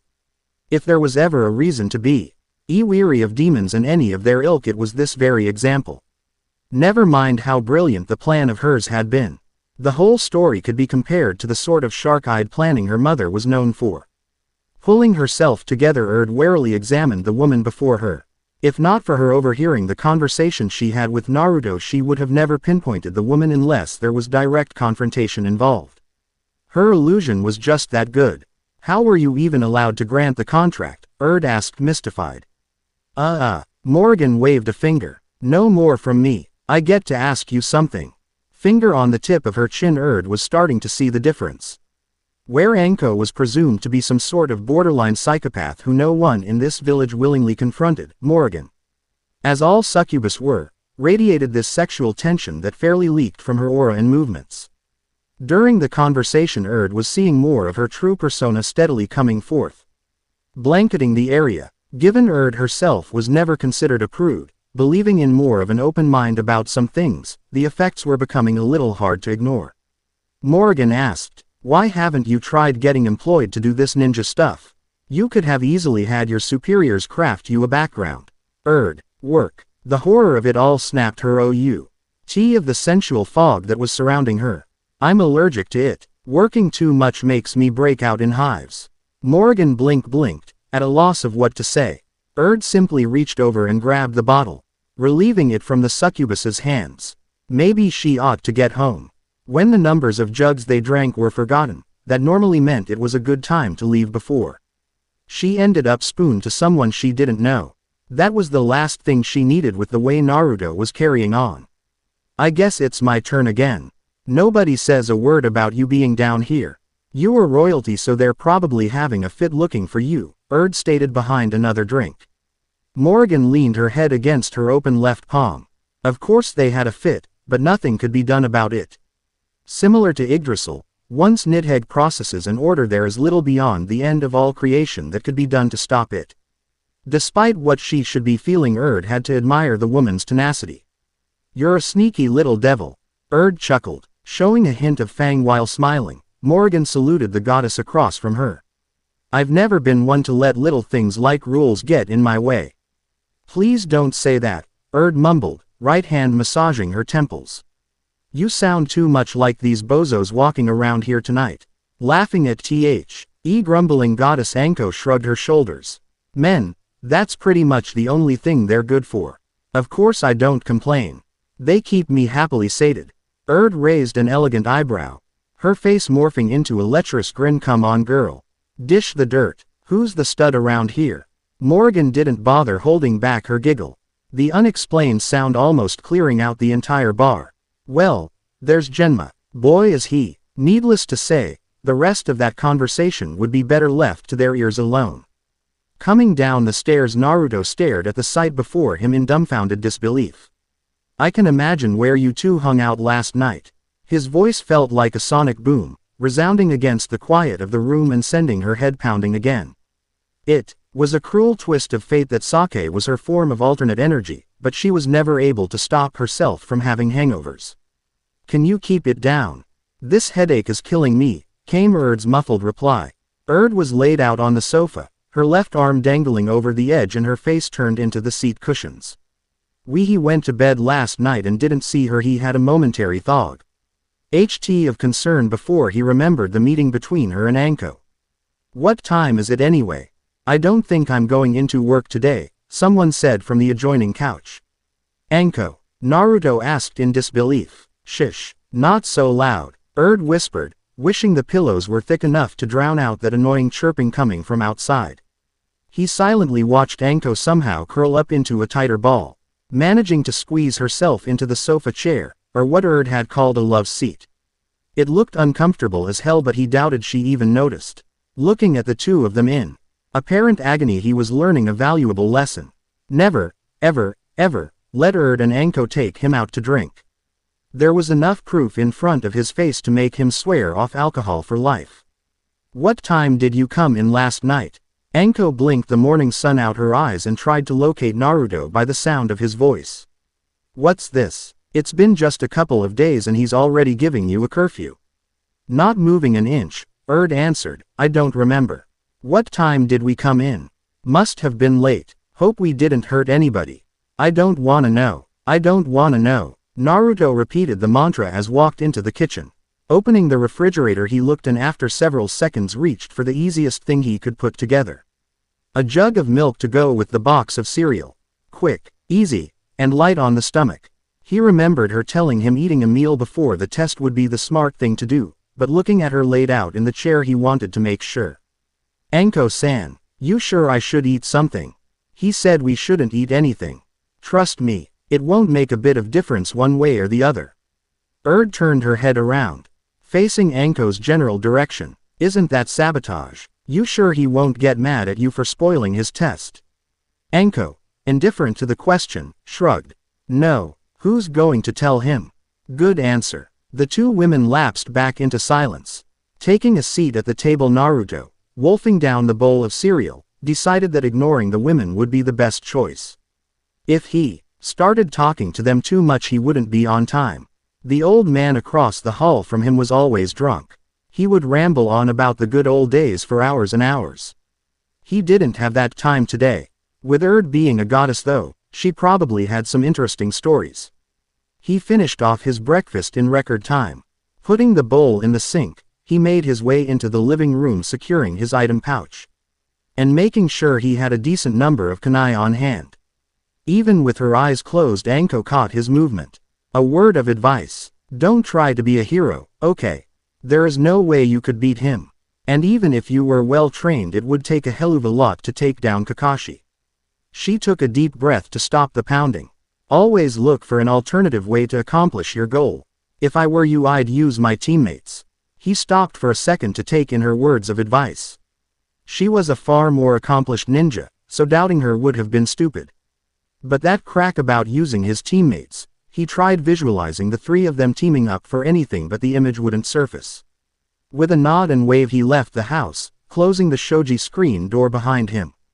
You think he's going to pass? Erd asked, a little worried. Anko shook her head. He shouldn't. I can't tell with Kakashi. I don't remember anybody passing his exams. Maybe I need to give him a little help. Nah, he can do it, otherwise it wouldn't mean anything. Erd reluctantly agreed. Besides, she doubted she could use any spell and not blow up something with her head seesawing back and forth like it was. Can we go cheer for him? The act of moving brought a groan of frustration from Anko. Just how much did we drink? No, but if we get rid of these hangovers by the time he's finished, we can throw him a party. Good idea. Oh, and Anko. The other girl muttered something, a sign she was listening. You haven't told him about yourself, have you? Ellipsis. Thought not. He would have hated to see the outcome had he not for once in his life paid attention to someone telling him something. Kakashi-sensei was a damn good ninja. Almost the entire fight his face stayed buried in that book of his. He hated to admit it, but the only time he seemed to get serious was when he fought Sasuke. He hated the guy. Pised his high-handed attitude and the way he thought anyone and everyone should acknowledge him. But Naruto wasn't going to lie to himself. The best and only move he had was the Kage Bushin and K. Akashi-sensei batted him aside like he was nothing. It was only desperation that made him team up with Sasuke in the end despite Anko's earlier warning. Leaning back against the wooden post he was tied to, Naruto idly wondered why he was taking this defeat so lightly. Going back to academy wasn't his idea of fun, but Anko seemed like she was honest about training him. If she held up her end of the bargain, then one more year wouldn't be that bad. Who am I kidding? He muttered, hanging his head dejectedly. I don't want to go back to school, he shouted to the sky. What the hell are you shouting about, Dobi? Sasuke sneered. Naruto looked at Sasuke like he'd grown 2 heads. We're going back to the academy. What else could it be? Somehow, someway Sasuke's face managed to frown up even more. I'm not going back anywhere. If you two weren't so weak we wouldn't be here. Naruto glanced over and watched as Sakura's face collapsed.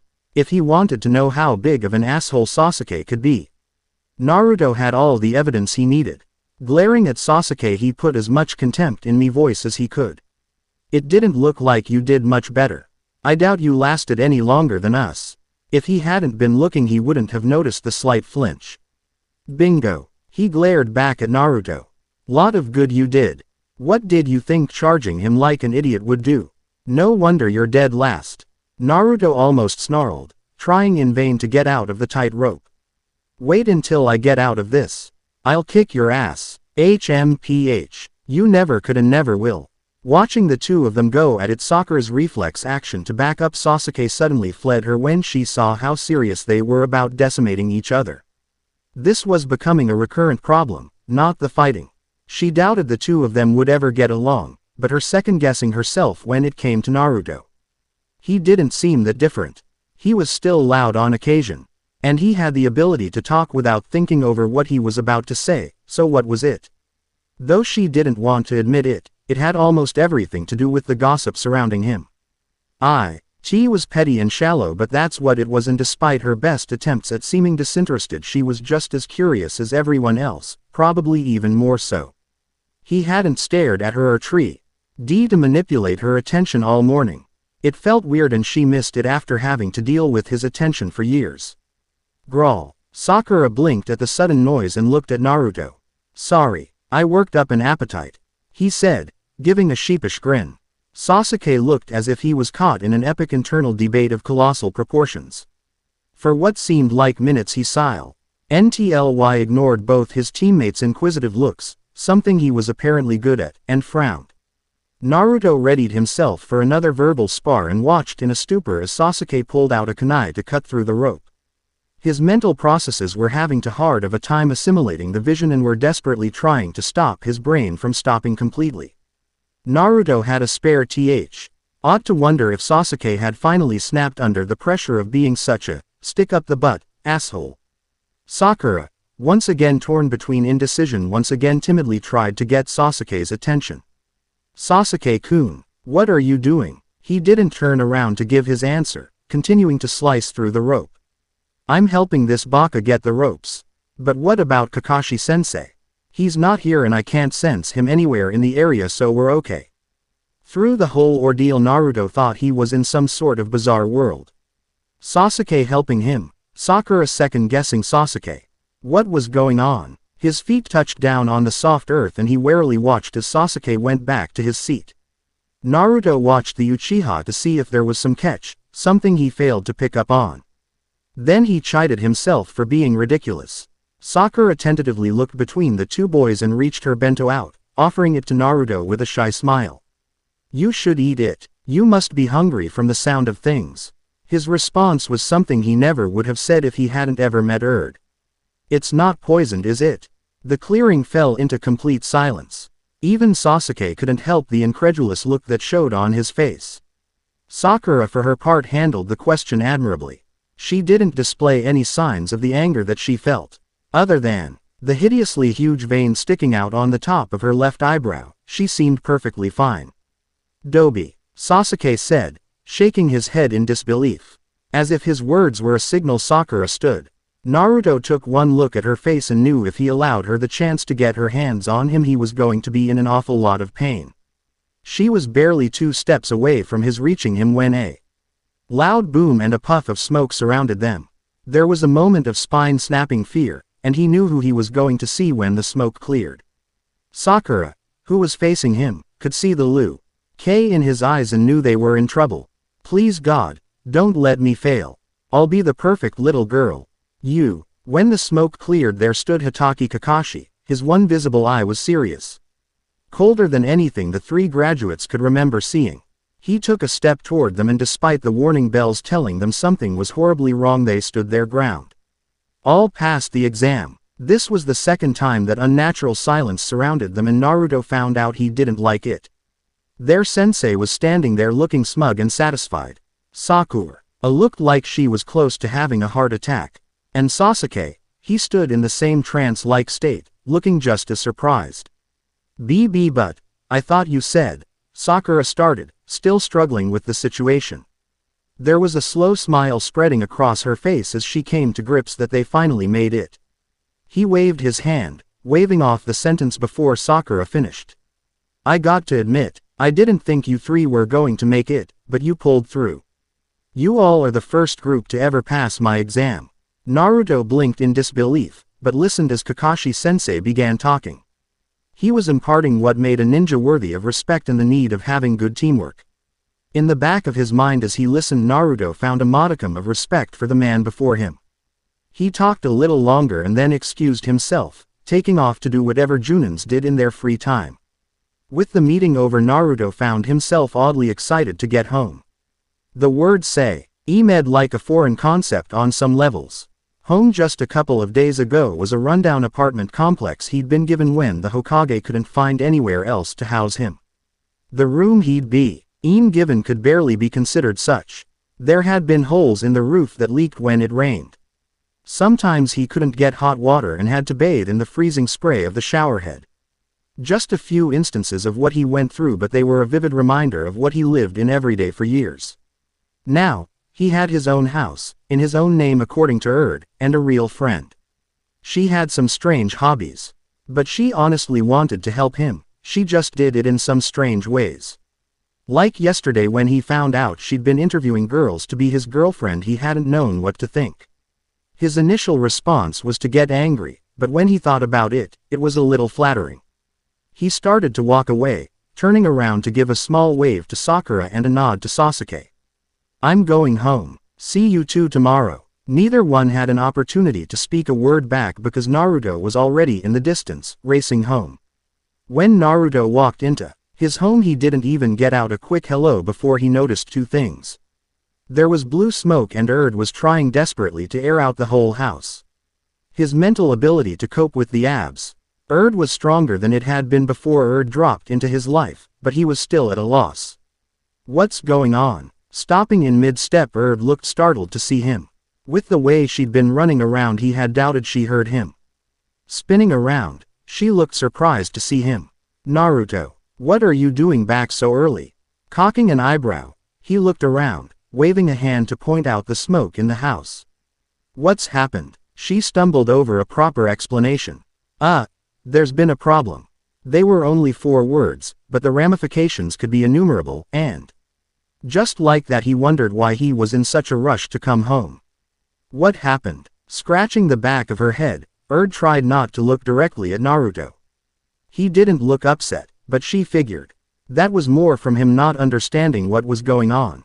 Well, you see, Erd, where is the Naruto-kun? Coming around the corner was a woman.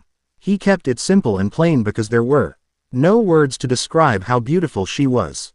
Swaying into the room, she wore a tight white blouse unbuttoned enough that he could see a tantalizing bit of cleavage. She wore red leather pants that looked to be painted on. They were so tight, and if that wasn't eye-catching enough, the neon green hair that fairly shimmered, cascading down her back, somehow made the picture stunningly exotic. He didn't know who she was, but he doubted there were even a handful of women in the world that could pull the outfit off. The sight of her was so jarring he totally forgot about finding out the problem. which left three people staring at each other in variable forms of astonishment or surprise. "Who are you?" Naruto managed to squeak out, his voice unnaturally subdued. And Morgan exchanged a quick glance, the short catch of their eyes silently communicating a conversation only known to the two of them alone. After Naruto left earlier in the morning, and the two of them worked off their hangovers, they talked about this particular moment. Didn't think the succubus should keep it a secret. Her line of thinking was if Morgan was going to teach Naruto how and when to harness his power, then he should know everything that was going on. Morgan hadn't had any particular reason to keep her true appearance a secret, but she didn't make it a point of flaunting it. Being located in a military ninja village didn't give her a lot of options to use it in the first place. So why bother? That was until one of Erd's wacky potions exploded when she dropped it by accident. The blue smoke was a direct result of that. Whatever was in the glass tubing, Erd had rattled off a long list of chemical names she couldn't begin to understand, was strong enough to make her drop her glimmer spell. She couldn't maintain the human visage of Mitarashi Anko, henceforth why she appeared as she was now. Unfortunately, before they could clear the house of the smoke, Naruto came home. "I am Morgan Ainsland, Queen of the Succubus and one of the various overlords of Niflheim." Naruto closed his eyes and tried to will himself away from this point and time. "I don't care. You wanna know what happened to me on the way here?" Nodded and Morgan remained still, somehow sensing Naruto was about to go on a rant. "I had two Chunins I've never seen before try to ambush me to challenge me for a date with Three girls from my old class made me stop and tried their best to charm me for information. Ino somehow managed to corner me and tried to blackmail me into a date. Somehow word has spread that I've become a playboy, and if that wasn't enough, Kiba and 5 other people tried to trail me to my own home. The 2 otherworldly women simply stood in mute disbelief. Think I'm joking? Look out the window. You can see a little white dog peeking out from the bushes." Did just that, and couldn't stifle the giggle that rose up. Since the house was in one of Konoha's more secluded areas, it had a good amount of forest area surrounding it. It had been one of her main points of attraction. Away from the main village proper, not too many people would venture into the outskirts of the city, not when the Kyuubi's container lived in the area. Naruto drew the attention to himself again, talking to Morgan with a tired sigh. "NCE, you're Erd's friend, you can do whatever. I'm going to go take a nap before I go to see Anko-san." They watched him walk by and head to his room, neither one knowing what to make of Naruto's strange behavior. "Is he always like that?" Morgan asked. Shook her head. "I've never seen him like that." Thinking over his behavior, her eyes nearly bulged out of their sockets. "Did he just say you were one of my friends?" Morgan rested a finely manicured hand against her hip and smiled. "He sure did. Looks like I won't have to tell him anything." "That doesn't count," said indignantly. "Unfortunately it does." Looking in the direction Naruto went to, she added, "I think you're warping the poor boy, and you've barely been here a week." Responded hotly, "I haven't did anything." Rolling her eyes at the neon green-haired vixen's sarcasticness, said, "Don't you need to go back to work or something?" Morgan frowned at the unwelcome thought. "Take the fun out of my day. How can I get the glamour back up anyway?" Thought about the question for a moment. "The smoke is sticking to your skin. A simple shower should wash everything off. Are those kids still outside?" Taking a small glance out the window, nodded in answer. "Can't leave yet then. I'll use your shower and get this stuff off." Turning to Morgan's retreating figure, tried to rally some help. "You aren't going to help me clean this place up." Morgan never stopped her stride. "Nope. Got a hot date with a blonde-haired kid to get ready for." "Hey, he's only 12 years old." Shouted when Morgan was out of view. Naruto arrived at the designated training area and found Anko sitting atop a tree stump, happily chomping away at a stick of dango. He'd left the house earlier than expected, only offering a quick goodbye to He knew it wasn't the most well-mannered thing to do, but oh well. Talking to for any extended period of time often led to disastrous results. That blue smoke being one of them. He had one of the most bizarre dreams he could ever remember. There were demons of all sizes, shapes and colors. Resplendent in armor of the darkest purples, reds, and blacks. Some were beautiful in a way that left him breathless, and others were so hideously malformed they seemed to be some amalgam of nightmares put together. They were all amassed on a hill, the sky a blood red that seemed too unnatural to be real. There was talking, jumbled words from a language he didn't understand. The whole thing had seemed so surreal, layered by a freaky feeling first-person point of view. He didn't remember how long he stood immersed in the dream, but it must have been a while because Erd had to wake him up. During the walk to meet Anko he tried recalling more of what happened, but most of it eluded him. Maybe he should ask Erd what that blue smoke was.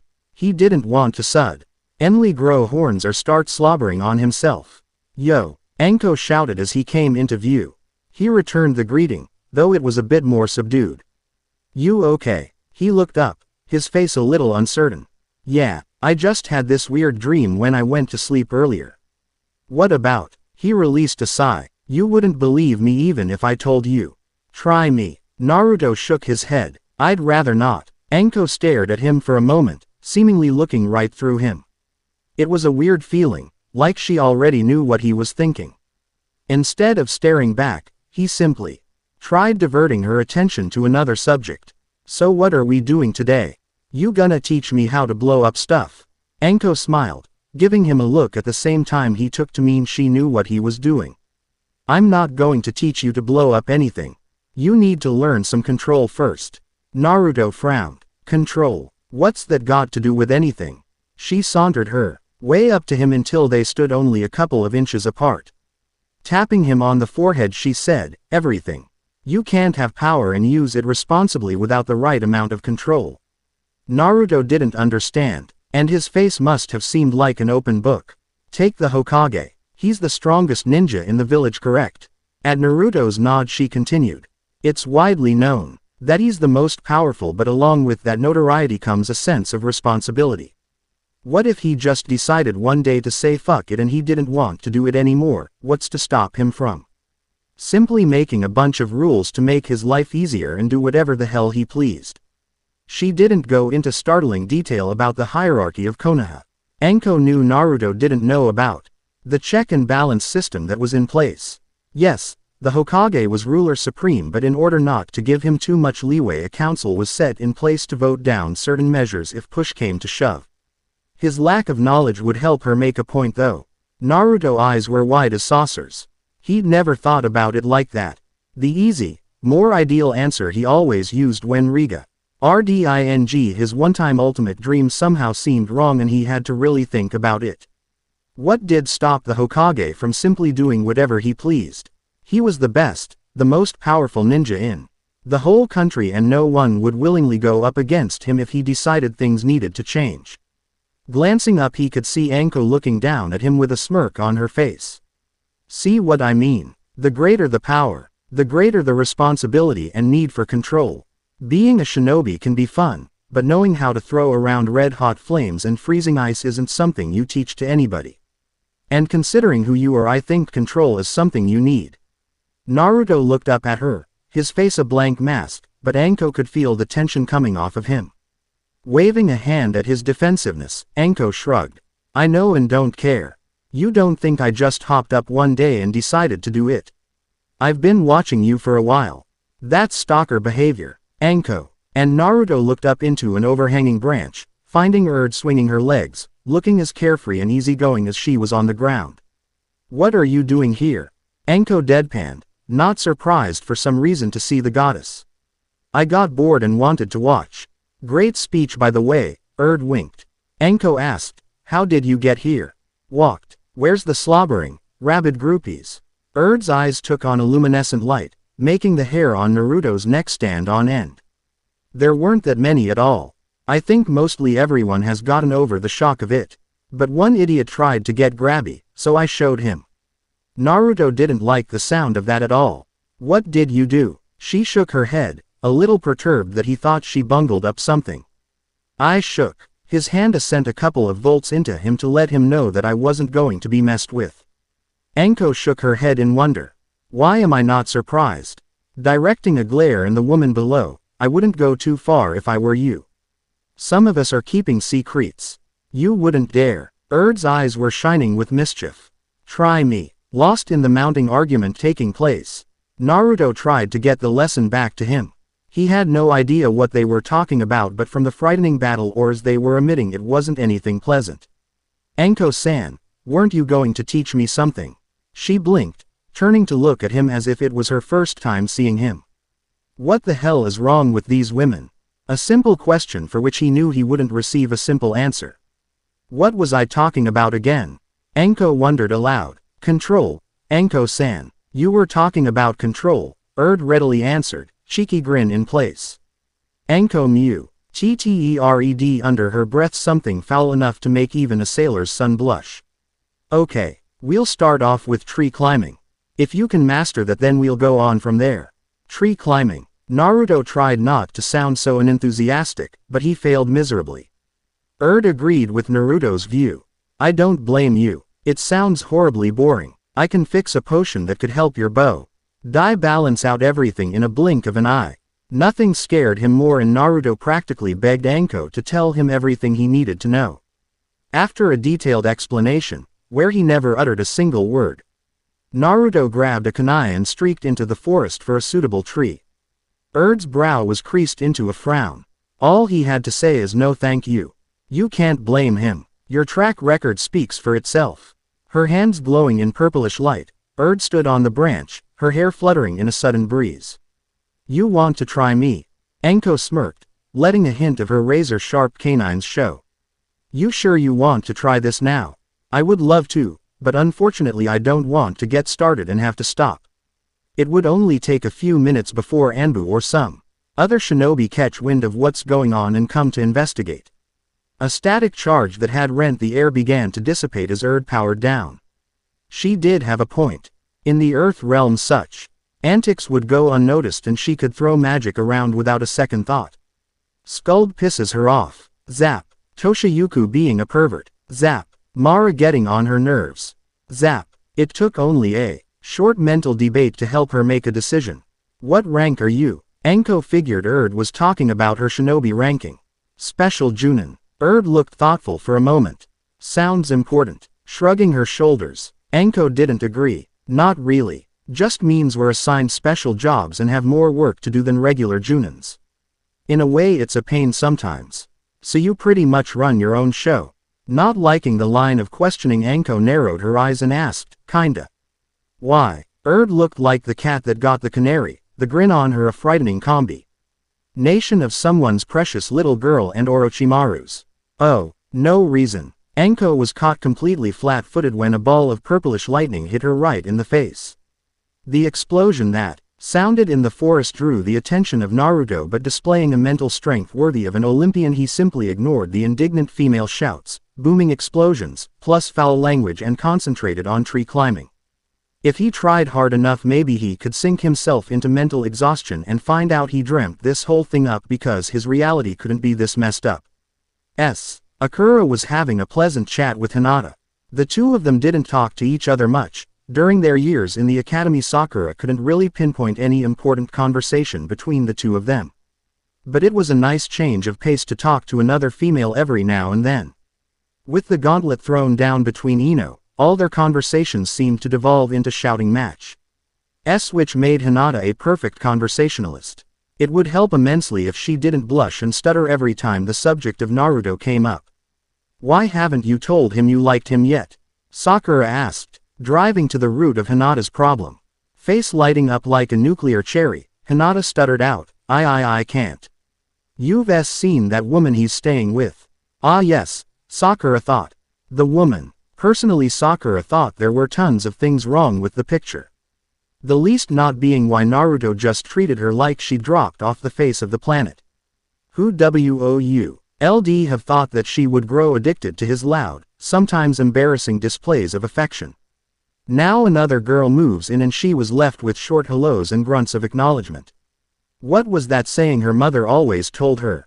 You don't know what you got till it's gone. I don't think it's like that, Hinata. Maybe she's just a friend. Hinata leveled her with a look. Said she doubted Sakura was as smart as she thought she was. Sakura-san, she's living with him. Naruto doesn't have any family members. Sakura knew that, but that didn't explain everything. Jumping to conclusions didn't help anybody. She had fallen into that gap as well earlier, grasping onto every shred of information she could find about the mysterious woman, but common sense prevailed. The rumors circulating around her teammate helped with the decision an immense amount. Naruto a playboy. Get real. It was then that the smell of smoke hit her nose. She could hear Hinata gasp, and looking around Sakura could see what used to be Naruto walking with an obvious limp. She said used to be because he looked as if he'd been charbroiled from head to toe. His bright orange clothes were dark gray, not an inch of color to them, and they were hanging off him in tatters.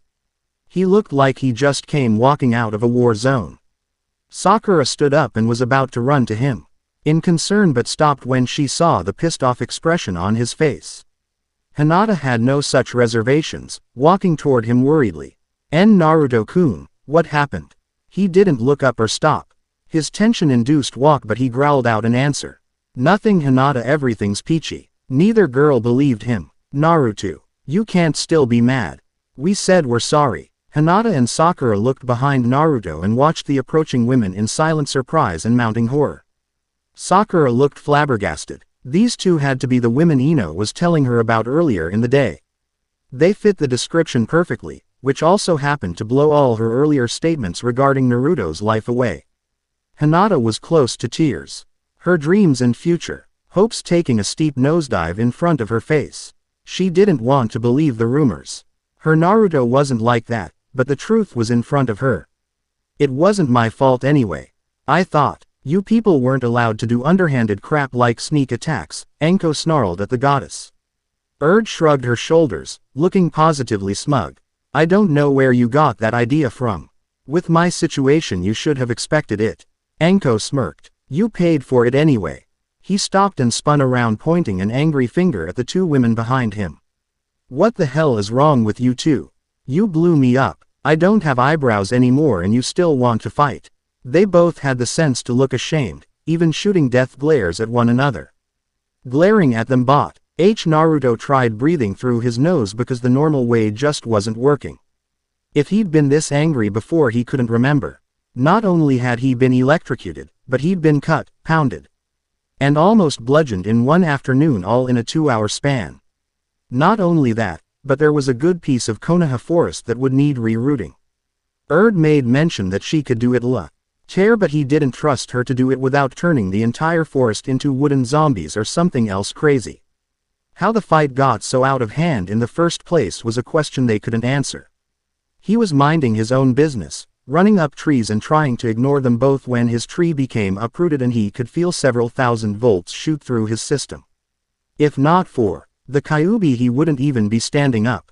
He glanced around and could see a small crowd gathering. Not doubt they wanted to take a look at Erd, but for once he was too annoyed to bother thinking about it. Look, I'm sore and tired. Let's just go home and then I can shout all I want to. Erd leapt across the short distance and hugged him, smashing his face into her considerable bosom. Oh, I'm sorry. I really am. Anko is so mean sometimes. You started the whole thing. Hey, Naruto shouted, drawing their attention again before things got out of hand again. I'm going home. Are you two coming or not? Don't you think you've caused enough damage for one day? Yes, I got to rewind the tape and watch my soaps. Got nothing else to do, so okay. The three came to a simple agreement, then walked off and turned a corner, headed to one of the more secluded districts. The entire time Sakura and Hinata watched them in a dazed amazement. I guess the two women thing wasn't a lie, huh? Sakura thought out loud. She wouldn't have believed it until she'd seen it with her own eyes, but there was proof positive right there. But they seemed mighty violent for such beautiful women. Poor Naruto-kun. What have they done to you? Hinata cried out, dismayed. They have their claws in you, don't they? Don't worry, Hinata. We'll talk to him. No. Body deserves to be with a violent lover, or lovers, not even Naruto. The visual stimulation was too much for Hinata's brain to handle and she fainted, still standing on her feet. Sakura shook her head. I see Hinata won't be any help, so I need to do this alone. That just meant more trouble for Naruto on the horizon. Omake. Naruto-sama is angry. The two women were bound, arms and legs, chained to the headboard of his massive bed. They were clothed in black leather, each one in a different design, leaving their naughty bits uncovered to his roving eyes. Do you know how humiliated I was today? It was a rhetorical question, but they answered nonetheless. We didn't mean to. It was an accident, Naruto-sama. Naruto scoffed at the notion. Accident my ass. I think you two were trying to get rid of me. Morgan didn't share the goddess's views. She didn't appreciate being treated like some concubine. When she was involved, it was always the other way around. I am an overlord, and you will release me this instant. Her scream was accompanied by a dramatic clap of thunder outside. Nodding his head, Naruto figured the woman would be hard to handle, being royalty and all. Uncuffing Erd, he let her stand. Erd, it looks like she's going to need the works. Erd's eyes sparkled like diamonds. Do you mean it, really? Smiling, Naruto slapped the platinum-haired goddess on the ass and said, yeah. And make sure you bring me a case of those Red Bull energy drinks. This looks like an all-nighter. Morgan sat, legs crossed in an elegant display of womanhood, barely taking notice of the action transpiring across the television screen. Always dressed in the most scintillating attire, she wore a midnight black bodysuit, a daring R.Ed stripe streaming down the collarbone to the wrist, and to finish the breathtaking display, she let the zipper rest halfway down her front, a sliver of cleavage darting out from the sides. Her pale, alabaster-toned skin emitted a soft glow, catching the morning light at just the right angle no matter which way she turned. The neon green hair, something that would give many people pause, she mered and swayed in the sun's warming rays. And her eyes, they seemed bottomless, like they held the answers to any male desires and question. She was the picture of perfection, a level of beauty only attained by. Would you stop that, please? It gets annoying. Morgan cocked a perfectly groomed eyebrow, innocently fluttering her eyes as if she had no idea what Erd was referring to. You know what I'm talking about. It's too early to start with the glamour girl act. Morgan shook her head, somewhat mollified that the goddess could put a name to something so inconsequential. There are two things inherently wrong with your statement. Number one, you're one to talk with half the stuff you strut around in. And second, you have too much time on your hands if you're naming a particular look. Erd looked down at her clothing, then looked at Morgan's, then back to hers. I don't see it. Releasing a sigh, Morgan said, Erd, an imitation Earth World schoolgirl outfit is not normal attire. Erd begged to differ. A white blouse buttoned to the top, plaid-colored skirt, thigh-high black shocks and pair of loafers on her feet. To finish off the entire ensemble was a tan-colored sport coat. I think it's chic. Can't blame me if this world is so historic. You do make a valid point. Erd thought over the circumstances of their conversation and came to one conclusive point. We're just too fashion-conscious for this place. You should see some of the looks I get around the market. I think it's more the female population's ire from they are gaping significant others than anything else. Erd tapped her index finger against her chin. Maybe. Serves 'em right for all the hell they put Ruto through. Slightly tilting her head to the side, Morgan's eyes narrowed into slits. Ruto is it. When did he get a nickname? When you were manhandling him for that exam he had to take. Someone had to heal him. It was for his own well-being. Erd held up a hand, signaling Morgan to slow down. I'm not arguing. Without your help I'm sure the results would have been far less favorable, but that still doesn't alleviate the fact that even the Kyuubi was having trouble healing him. Morgan said nothing in reply, silently dropping the subject with a slight nod. By chance, Erd's bringing up the Chunin exam brought Morgan back to her earlier thoughts. Namely the confrontation with Orochimaru. She had replayed the entire ordeal in her head since their altercation in the Forest of Death, and there was this vibe. This feeling that the man knew far more than he let on. And though she had not released enough power to bring notice to her true self, the unbridled aura of strength Orochimaru unconsciously radiated foretold of something far more sinister beneath his skin. From information gathered from Anko's memories, and the comprehensive folder on him in the bingo book, the man was a monster given skin. His crimes were far-ranging, guaranteeing his entry into Hild's arms when his death finally caught up to him. But depending on circumstances, that would be some time coming. If Orochimaru was able to soul-rape victims, and jump bodies as implied, then he was essentially immortal. Pulling herself from her internal monologue, Morgan directed a question to the goddess, who was now floating above the small table. Her eyes glued to the television. Did you get any information on Orochimaru? Erd never took her off the screen in front of her, replying in a bored, conversational tone. I did go and look into that. Funny thing is, the entire file under his name is locked down tight. No one in my little circle of friends can crack it. By the way, Erd started, why? Haven't you gone to check up on it yourself? The less time I spend at home the better. As soon as I set foot on the main walkway you can be sure my caretakers will try everything in their power to keep me there. Besides, I have one of my vassals looking into it. Erd had no idea how she had such a warped perception of royalty. I would think being raised with silver spoon wouldn't bother you so much. If you had have grew up in your rightful place, then such inquiries wouldn't be necessary. Erd's shoulders tensed, letting Morgan know that her comment was a bit below the belt. It was one of the subjects she came to find Erd didn't take too kindly to discussing, and Morgan didn't begrudge her the privacy of her own demons. But, the courtesy was a two-way street. Gan's own problems stemmed from a multitude of situations that at this precise moment she held no sway over, and until she was able to bring the problems under control, then here she would be. Her recence in her home would do nothing but inflame the already fragile situation to further levels of unrest. Erd bringing it up, no matter how lightly, was something she would not allow to go without reprimand. Someone is mighty catty this morning, came Erd's sarcastic response. I must admit, the times are providing a little strain. The village is in an uproar, and unless this woman is as accomplished as they make her out to be, then this village will not last long. Ellipsis. When Erd failed to provide commentary, Morgan continued. And the appearance of this Akatsuki has drawn my interest. This world has always been in turmoil. War is continually wrought upon the lands generation after generation, but something concerning this turn of events has drawn my eye. I don't want to sound callous, but my concern is solely focused on Naruto. I've never been the saving the world type. It's the reason why I'm still second-class goddess, Erd said with a slight shrug.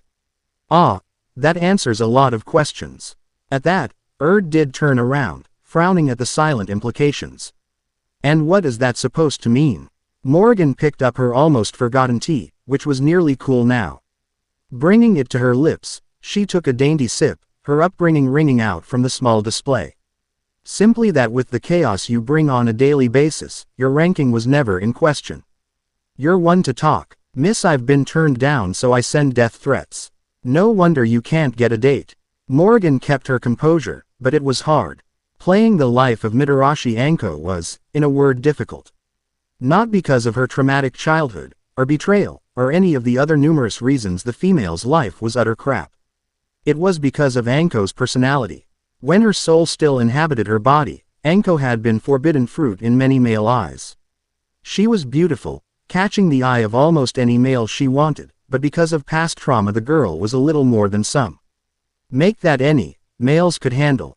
Morgan chalked it up to the warped relationship Anko maintained with her mentor Orochimaru. It would be simple to say he twisted her. Orphaned, she had nothing she could fall back on. His, Orochimaru's, treatment of her was what she built the foundation of her personality on. No matter how perverse or demented the task, she set out to accomplish whatever he wanted her to do. The young girl was barely over the age of 16 before the snake Sanin began using her for his own pleasure. Being a succubus, replaying the images from Anko's memory neither repulsed nor sickened her. In all honesty, she'd done that and much more to some of her victims. It was who she was, sugar-coating it wouldn't hide her nature. So the male population stayed away, leaving Anko to resort to ulterior means in order to release her daily frustration. That was the situation Morgan by chance happened unto, and despite her constant attempts to reverse the damage done, it did little good. Males were still scared shitless around her. Now, instead of fighting against the moving tide, Morgan decided to play the hand she was dealt. Thus the complete 180 personality shift sometimes. It was extremely cathartic in its own little way. You know, I think he's going to be pissed about the changes. Morgan looked around the room, cataloging the small but definitive differences. I think it looks more distinctive. Somehow, I don't think Ruto is going to agree. Wait, You were all for it before now. What made you change your mind? This was the second time Erd had to turn away from the Mazinger Z special she was watching. Morgan. We turned his room into an indoor bathhouse. You don't think he's going to be a little pissed? No. Morgan shook her head. I think he's going to be furious. And that doesn't bother you at all? No. Should it? He's been angry with me for far lesser things. Knowing Naruto's matchstick personality, Erd believed her. We can act like it's a gift. The both of us could teach him a new move, something dealing with magic, and tell him it's an added present. I highly doubt he would welcome it with open arms, Morgan deadpanned. If it doesn't do wanton destruction, or teaches him how to dole out more pain, he won't be too receptive. Typical male, Erd chuckled. Since Naruto left with the second master of all perverts, the fiend Happosai trumping him by miles, life around the Naruto home held far less of the frantic Een. RGY the blonde brought from his presence alone. Erd, without any targets, kept her potions and antidotes up on the shelf in her room. Morgan, without the blonde punching bag, spent most of her days reclining, making idle conversation with the only other celestial in the vicinity. Neither preferred extending themselves to any degree with any kind of labor. Continuing to play the role of a Inko's life was more of a hobby for Morgan. Taking missions provided means for her to escape the confines of the village walls, gave her the opportunity to truly work her craft away from the prying eyes. Naruto's ability to escalate small situations into brush fires alleviated a good amount of her wanderlust. Sometimes Morgan wondered if his dual nature, the human and demon aspects of him, created a blend of creature her essence salivated to feed off of. But with him gone, their attention was forced to other subjects to occupy the time. Tap, tap, tap. Could you get the door? Morgan, seeing how Erd refused to move from her spot in front of the television, rolled her eyes. You might want to sit down normally. No telling who it is this early. Erd complied while slowly floating down into the sofa chair. Don't matter. Only the jealous village girls, desperate males, and perverts show up. You pretty much have the whole village pegged. Actually, Erd paused, looking at the nearest clock. I think that's Sakura-chan. Ellipsis. You want to guess why I invited her? Erd asked, smiling in secret delight. No need, Morgan said, randomly waving her hand through the air. I already know the girl's possessed. And by something quite powerful, I believe. After a handful of months, life with Erd was just as exciting and migraine-inducing as the first. That may have sounded like a grand announcement, but it was anything but that. The potions, the fights, the arguments, every day there was some new mini-crisis he had to overcome, and it was slowly changing him. He didn't want to sound absurd about it, but it was true in his eyes. He preferred kunai, ambushes, and death over potions, magic spells, and burnt toast. A hard choice indeed, but he would make it in a second.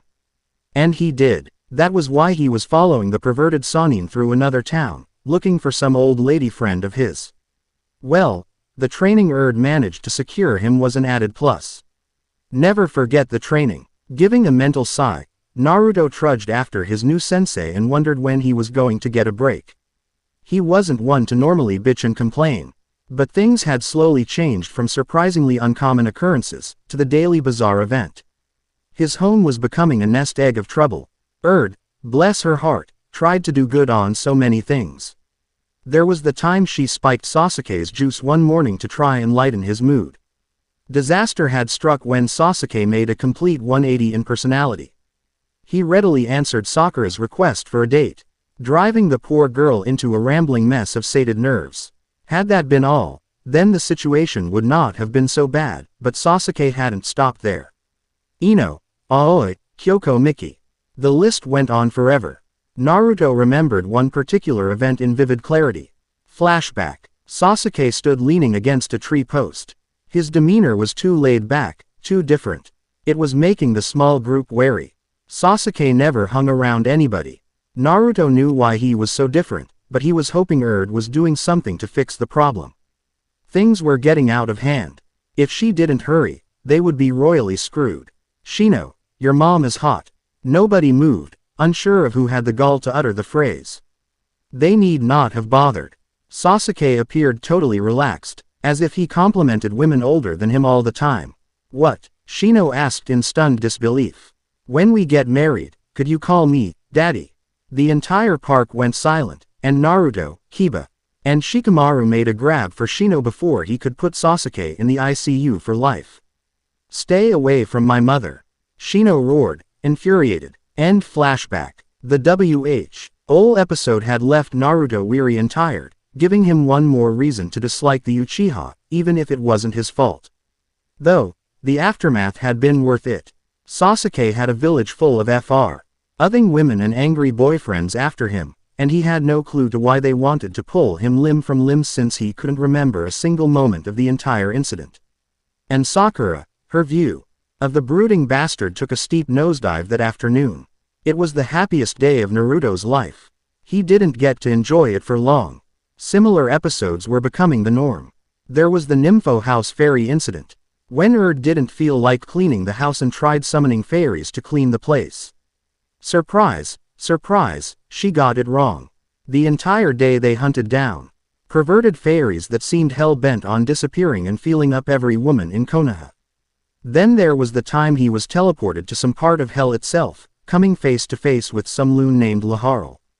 He looked about the same age, and Naruto could admit he was powerful, scary powerful, but he seemed just as crazy as the two females that hung around him all the time.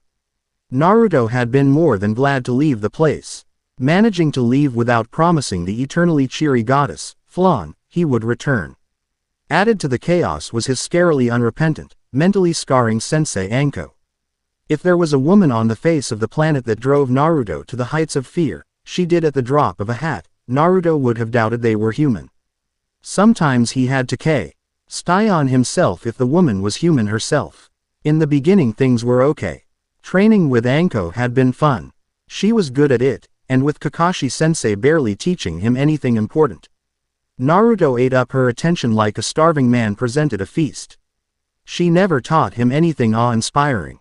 A fire jutsu here, water jutsu there, it was a slow process getting her to open up her bag of tricks as he pleaded for more information. Be careful what you wish for. When the Chunin exam came around, Anko, his lovable, always smiling sensei, became a monster. His chakra control was better, but it still wasn't as good as it could be.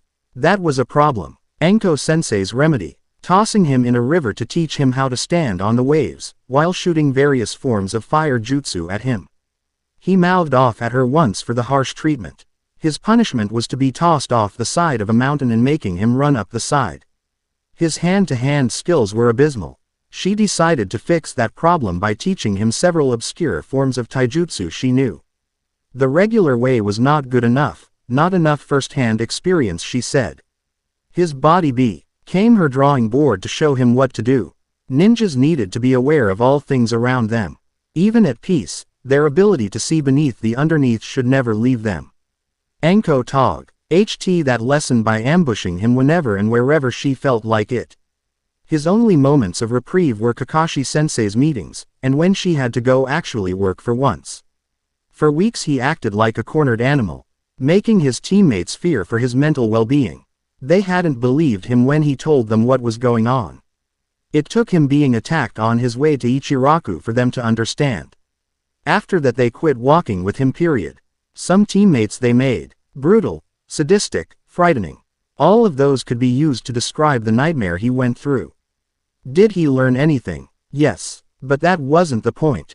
He had such a crazed look in his eyes one time that some villagers actually pitied him. It was to the point that Naruto woke up in expected his day to go downhill as soon as he stepped foot out of his room. Taking a mentally compelled deep breath, Naruto stopped his internal rant. Highlighting only the bad wasn't right. If he was truthful to himself, and he regularly was, he would readily admit he could not have imagined what his life would have been like if neither woman was in it. They were a bedrock for him, and though his group of friends expanded to include even someone like Neji, he would not forget the first ones. After the fight with Zabuza and Haku, he returned home glum, contemplating if being a ninja was the dream job he thought it was. Anko pulled him aside and told him in no uncertain terms what it meant to be a shinobi, what it meant when you became someone capable of using power and making choices with that power. After the unexpected surprise of finding out Gaara carried a curse just like him, Erd talked to him. Told him what the Biju were and how they, Gaara and others like himself, remaking the world a better place by keeping them sealed away, unable to lay waste to the world. Anko preparing him for the exam, picking up his training to even tougher levels when he told her Kakashi-sensei was training Sasuke solely. Erd letting him meet her two sisters, taking a license suspension for trying to smuggle them in without permission just for his sake. A dozen other little moments sprinkled out among months, all of them meaning just as much as the next. It was why he put up with so much. In his mind, the good far outweighed the bad. At least it was better than this little side trip he was making with the kings of all perverts. Hard to believe someone could beat out Kakashi in that regard, but there was someone like that actually breathing. Oi, you paying attention? He cut his musings and frowned at the white-haired man. Yeah, can't you teach me anything the last few miles before we hit the village? Jiraiya sighed into his hand, muttering under his breath. Giving the blonde an annoyed glower he said, I just told you. If you quit daydreaming then you could remember. I wouldn't be daydreaming if you weren't always talking about perverted crap. What do you know? You're too young anyway for someone like Erd-chan. Jiraiya shook his head in mock despair. Don't know what she sees in a shrimp like you. Naruto glowered. Look here Ero Sennin. The deal was one date with Erd. You teach me a couple techniques. Don't back out the deal, or she'll put you back in the hospital. Naruto looked at the man, trying to gauge if he was really one of the legendary three. She really got you good with that lightning bolt, huh? You shouldn't have been peeking in our house. We've had trouble with perverts like you before. Shut up brat. Naruto had to admit, his first meeting with the Toad Sannin left a lot to be desired. The older man had caught him and Erd walking toward home and immediately intercepted the two of them. Naruto had unwillingly been subjected to 3 minutes of the worst pickup lines in the history of man. If not for Anko calling the old geezer out, Naruto would have thought he was just another loser out for a date. Had he been a Junin, Naruto would not have blinked twice, simply turned home and went about his business. But a Sannin, that was a different story entirely. It had taken a lot of cajoling to get Erd to even speak to the gigantic pervert, but she did it with the understanding that Jiraiya helped train him. It was similar to Kakashi in way. Jiraiya disappeared and reappeared at his own ease, driving Naruto crazy, but Erd did not budge. After the Hokage's death Jiraiya thought it was a perfect time to finish up his part of the deal, taking him along to find the Sannin Tsunade. And while he learned an incredible move, the entire ordeal with Orochimaru and Kabuto had been nothing but a pain in the ass. That wasn't mentioning the attitude Tsunade had given him when they first met. Is it really so bad Naruto? Tsunade asked, more than a little curious. Despite her best wishes, she found herself growing more and more interested in the blonde. During their short time together he displayed a dramatic array of personality traits that interested the doctor in her. He would jump from being playful, to angry, to serious in the blink of an eye, throwing off her most fervent attempts to pin his personality down and label him. And had that been all maybe she would have been able to silently pick him apart from a distance without feeling any slight flickers of affection. But it wasn't. There was something about him that pulled her from the angry malaise of her thoughts, forcing her to view the world through his eyes. No matter how she put him down or ridiculed him in the beginning, he never once allowed her opinions to stop him from accomplishing his goal. Learning the Rasengan, protecting her from Kabuto, coming back to life when she was sure he was dead to the world. He hurdled obstacles that would fell people twice his age. All of this, and she hadn't even started on the overheard conversations about his life back in the village of Konoha. Not really. It's a little better. People quit hitting on her when she fried this one guy for being too grabby. Tsunade shook her head. How did you come to stay with this woman anyway? I'm sure there have been problems with such an arrangement. Naruto snorted, thinking about how he wondered the same thing at one time. Not really. There are a lot of rumors always going around about one thing or another, but people hate me too much to be bothered anyway, so no one says anything. Erd was having problems at one point with people trying to get her to move out. Now that she's been staying with me for a while, some people are thinking I corrupted her or something. At that, the conversation suddenly dissolved into silence, even Shizun's eternally optimistic view took a turn downward. Naruto's words were a stark reminder of who he was and the life he had led up till now, making Tsunade give him another cursory glance. He looked okay, as if he'd simply been talking about the weather. But anyone with a trained eye could see the strain in his shoulders, the way his steps suddenly picked up speed, or how he used his hair to shield the dull look in his eyes. It was a side of him she hadn't seen yet. "You didn't answer my first question," Tsunade said when it seemed he was not going to continue talking. What question is that?" Naruto asked, trying to feign ignorance. He really did not want to get into that conversation. Mainly because he forgot the lie gave Jiraiya to explain their particular situation anyway. Tsunade did not let him slide, eyeing the back of his head hard enough for him to feel the sensation. "We still have a few more hours till we arrive. I can wait till you get your answer together." "Well, damn, this is bad." Shuffled through the aisles of clothing, trying and failing to find something that caught her eye. She had been at it for nearly 2 hours, and nothing she could see appealed to her particular tastes. The problem in her eyes was that this place lacked the fashion sense that existed on Earth. Even heaven had a better selection. Being stuck in a pseudo-futuristic feudal era, everything was done in a sad imitation to look daring, and although she'd seen some exceptions, they were just that. Take for example the woman behind her. From the vest and headband she wore, took it to mean she was a career woman. That wasn't anything to scoff at. Believed in women being capable of doing anything their male halves could do. Problem came in when you looked at her attire. The only word could think of was bland. She didn't stand out at all. What was the use of being a ninja if nobody in your own village recognized you or noticed how cool you were? Dear God, I'm starting to sound like Naruto now, moaned the disheartened goddess. Then I take it you must be Erd. Blinked, and turned around, finding a raven-haired woman standing before her with the most interesting natural eye color she had seen in a long time. "Yeah, that's me." Smiling, the woman extended a hand in greeting. "It's a pleasure to meet you. I'm Yuhi Kurenai." Had no clue who this woman was, but knew to display some form of common courtesy. "It's nice to meet you too." "Shopping?" Kurenai gave a light smile, nodding her head in answer. "Yeah, I got a nice little bonus today. Thought I would spend a little on myself for once." Just now noticing the Konoha symbol adorned across her forehead, blinked at the woman's attire. "Now that is how you make a statement. Though I would lay off on some of the robes." Turning back to the rack of clothing, asked, "So what do you do?" "I'm a teacher. I teach a 3-person genin team." Looked up. "Like that bum Kakashi." Kurenai didn't know how to reply to that. "He's damn near as bad as that perverted Jiraiya," huffed, remembering past episodes where she had to lay the law down concerning the two. Kurenai stood rooted to her feet. In her entire lifetime she never once heard anyone talk about one of Konoha's most prized shinobi so flippantly. She could see no Konoha protector adorning the woman, so that meant she wasn't a ninja. But even villagers gave proper respect to the caste set about. "You sound very formal with both of them." Still surveying the clothing, picked up this weird-looking blouse she figured an 8-armed woman would be better off wearing. "I should be. Kakashi is Naruto's on-again teacher.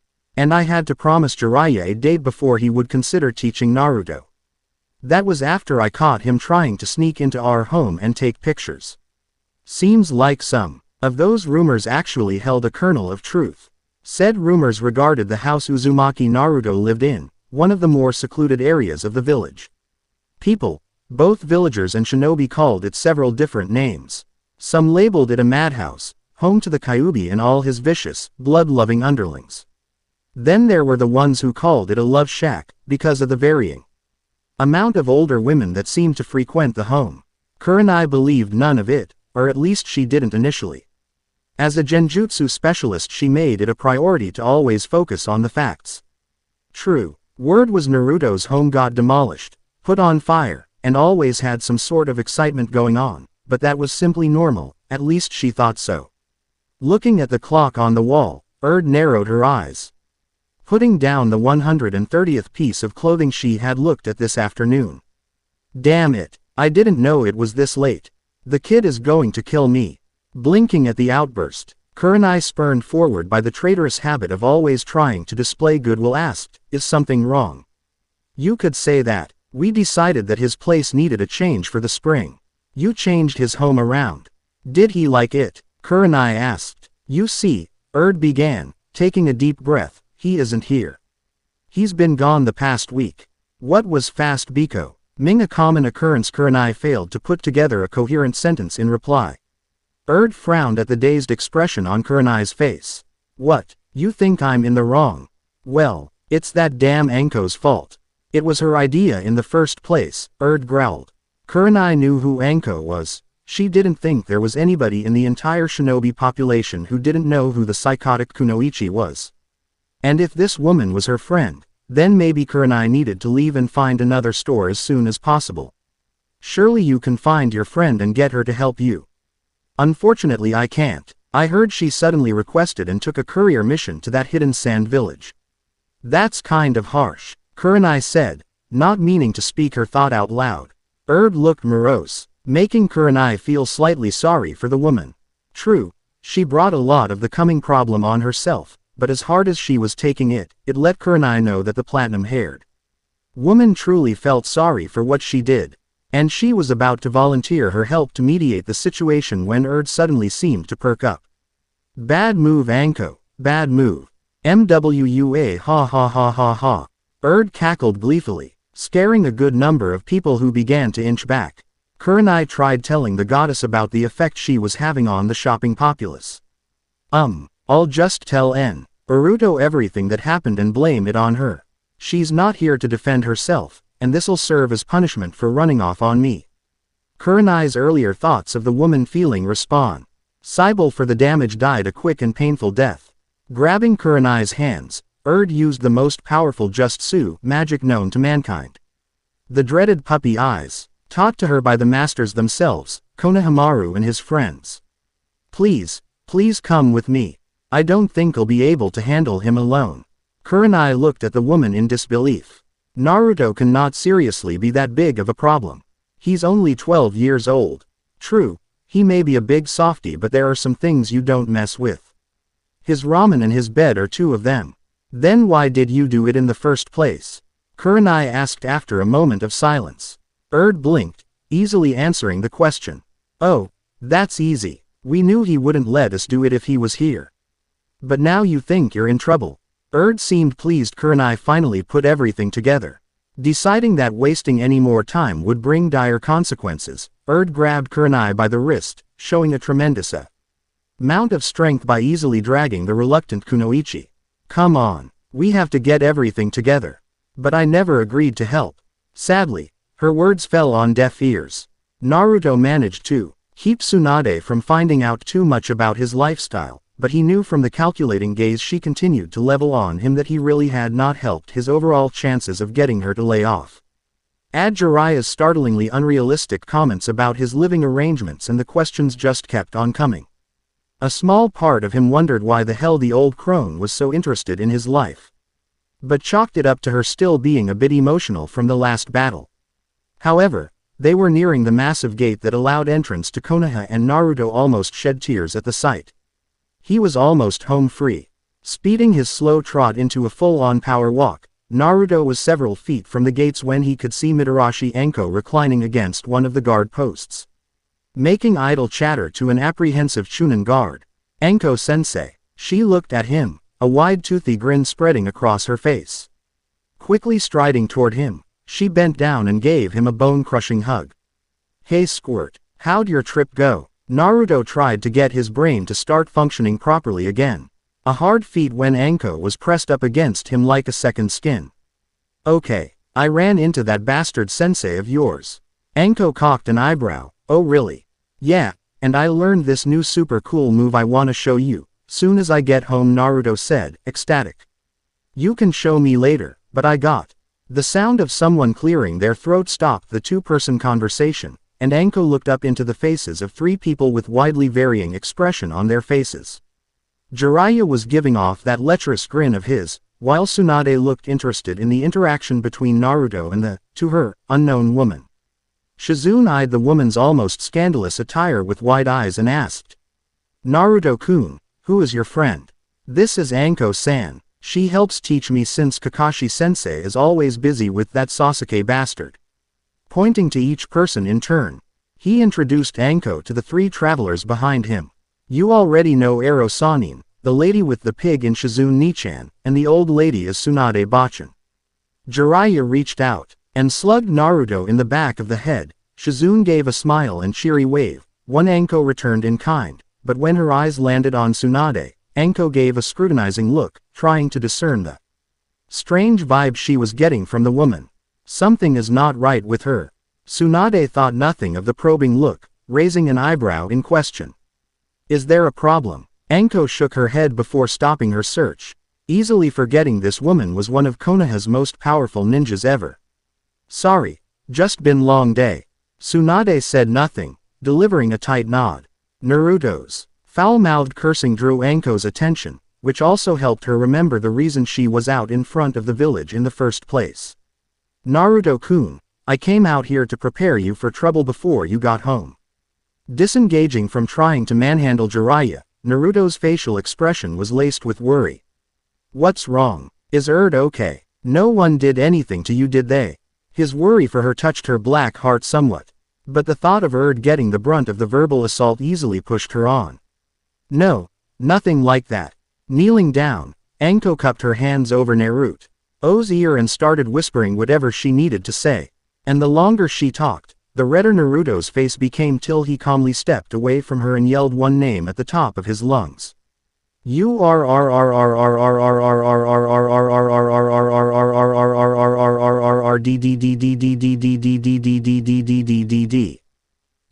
in the village who had the unlucky fortune to run into Naruto the past few months recognized the savage yell, and instead of the hate that regularly came to them, they began boarding up their homes and preparing for the worst. A reasonable action when you considered the chaos that surrounded Naruto on an almost daily basis. Omake. A little girl talk. Sakura stepped into the nicely furnished home, making sure to present the perfect picture of a blossoming young lady. As beautiful as this woman was, Sakura was having a hard time stopping herself from sinking into depression. You said you had something important to talk to me about, Erd-san. Sakura asked politely. Erd nodded. Yeah, I did. I have some questions I need answered and you can help a lot. Smiling, Sakura was directed to take a seat and walked toward the nearest couch. Sitting down, her butt slammed into something. It brought a blush to her face because it was jutting into her backside at an embarrassing angle. Reaching down to see what it was, Sakura's eyes were wide enough to transverse her considerable forehead and touch her hairline. Is this? Erd looked at the objects in Sakura's hand. Oh, sorry about that. Naruto's real careless about putting up the toys. In her hands was a ball gag and handcuffs.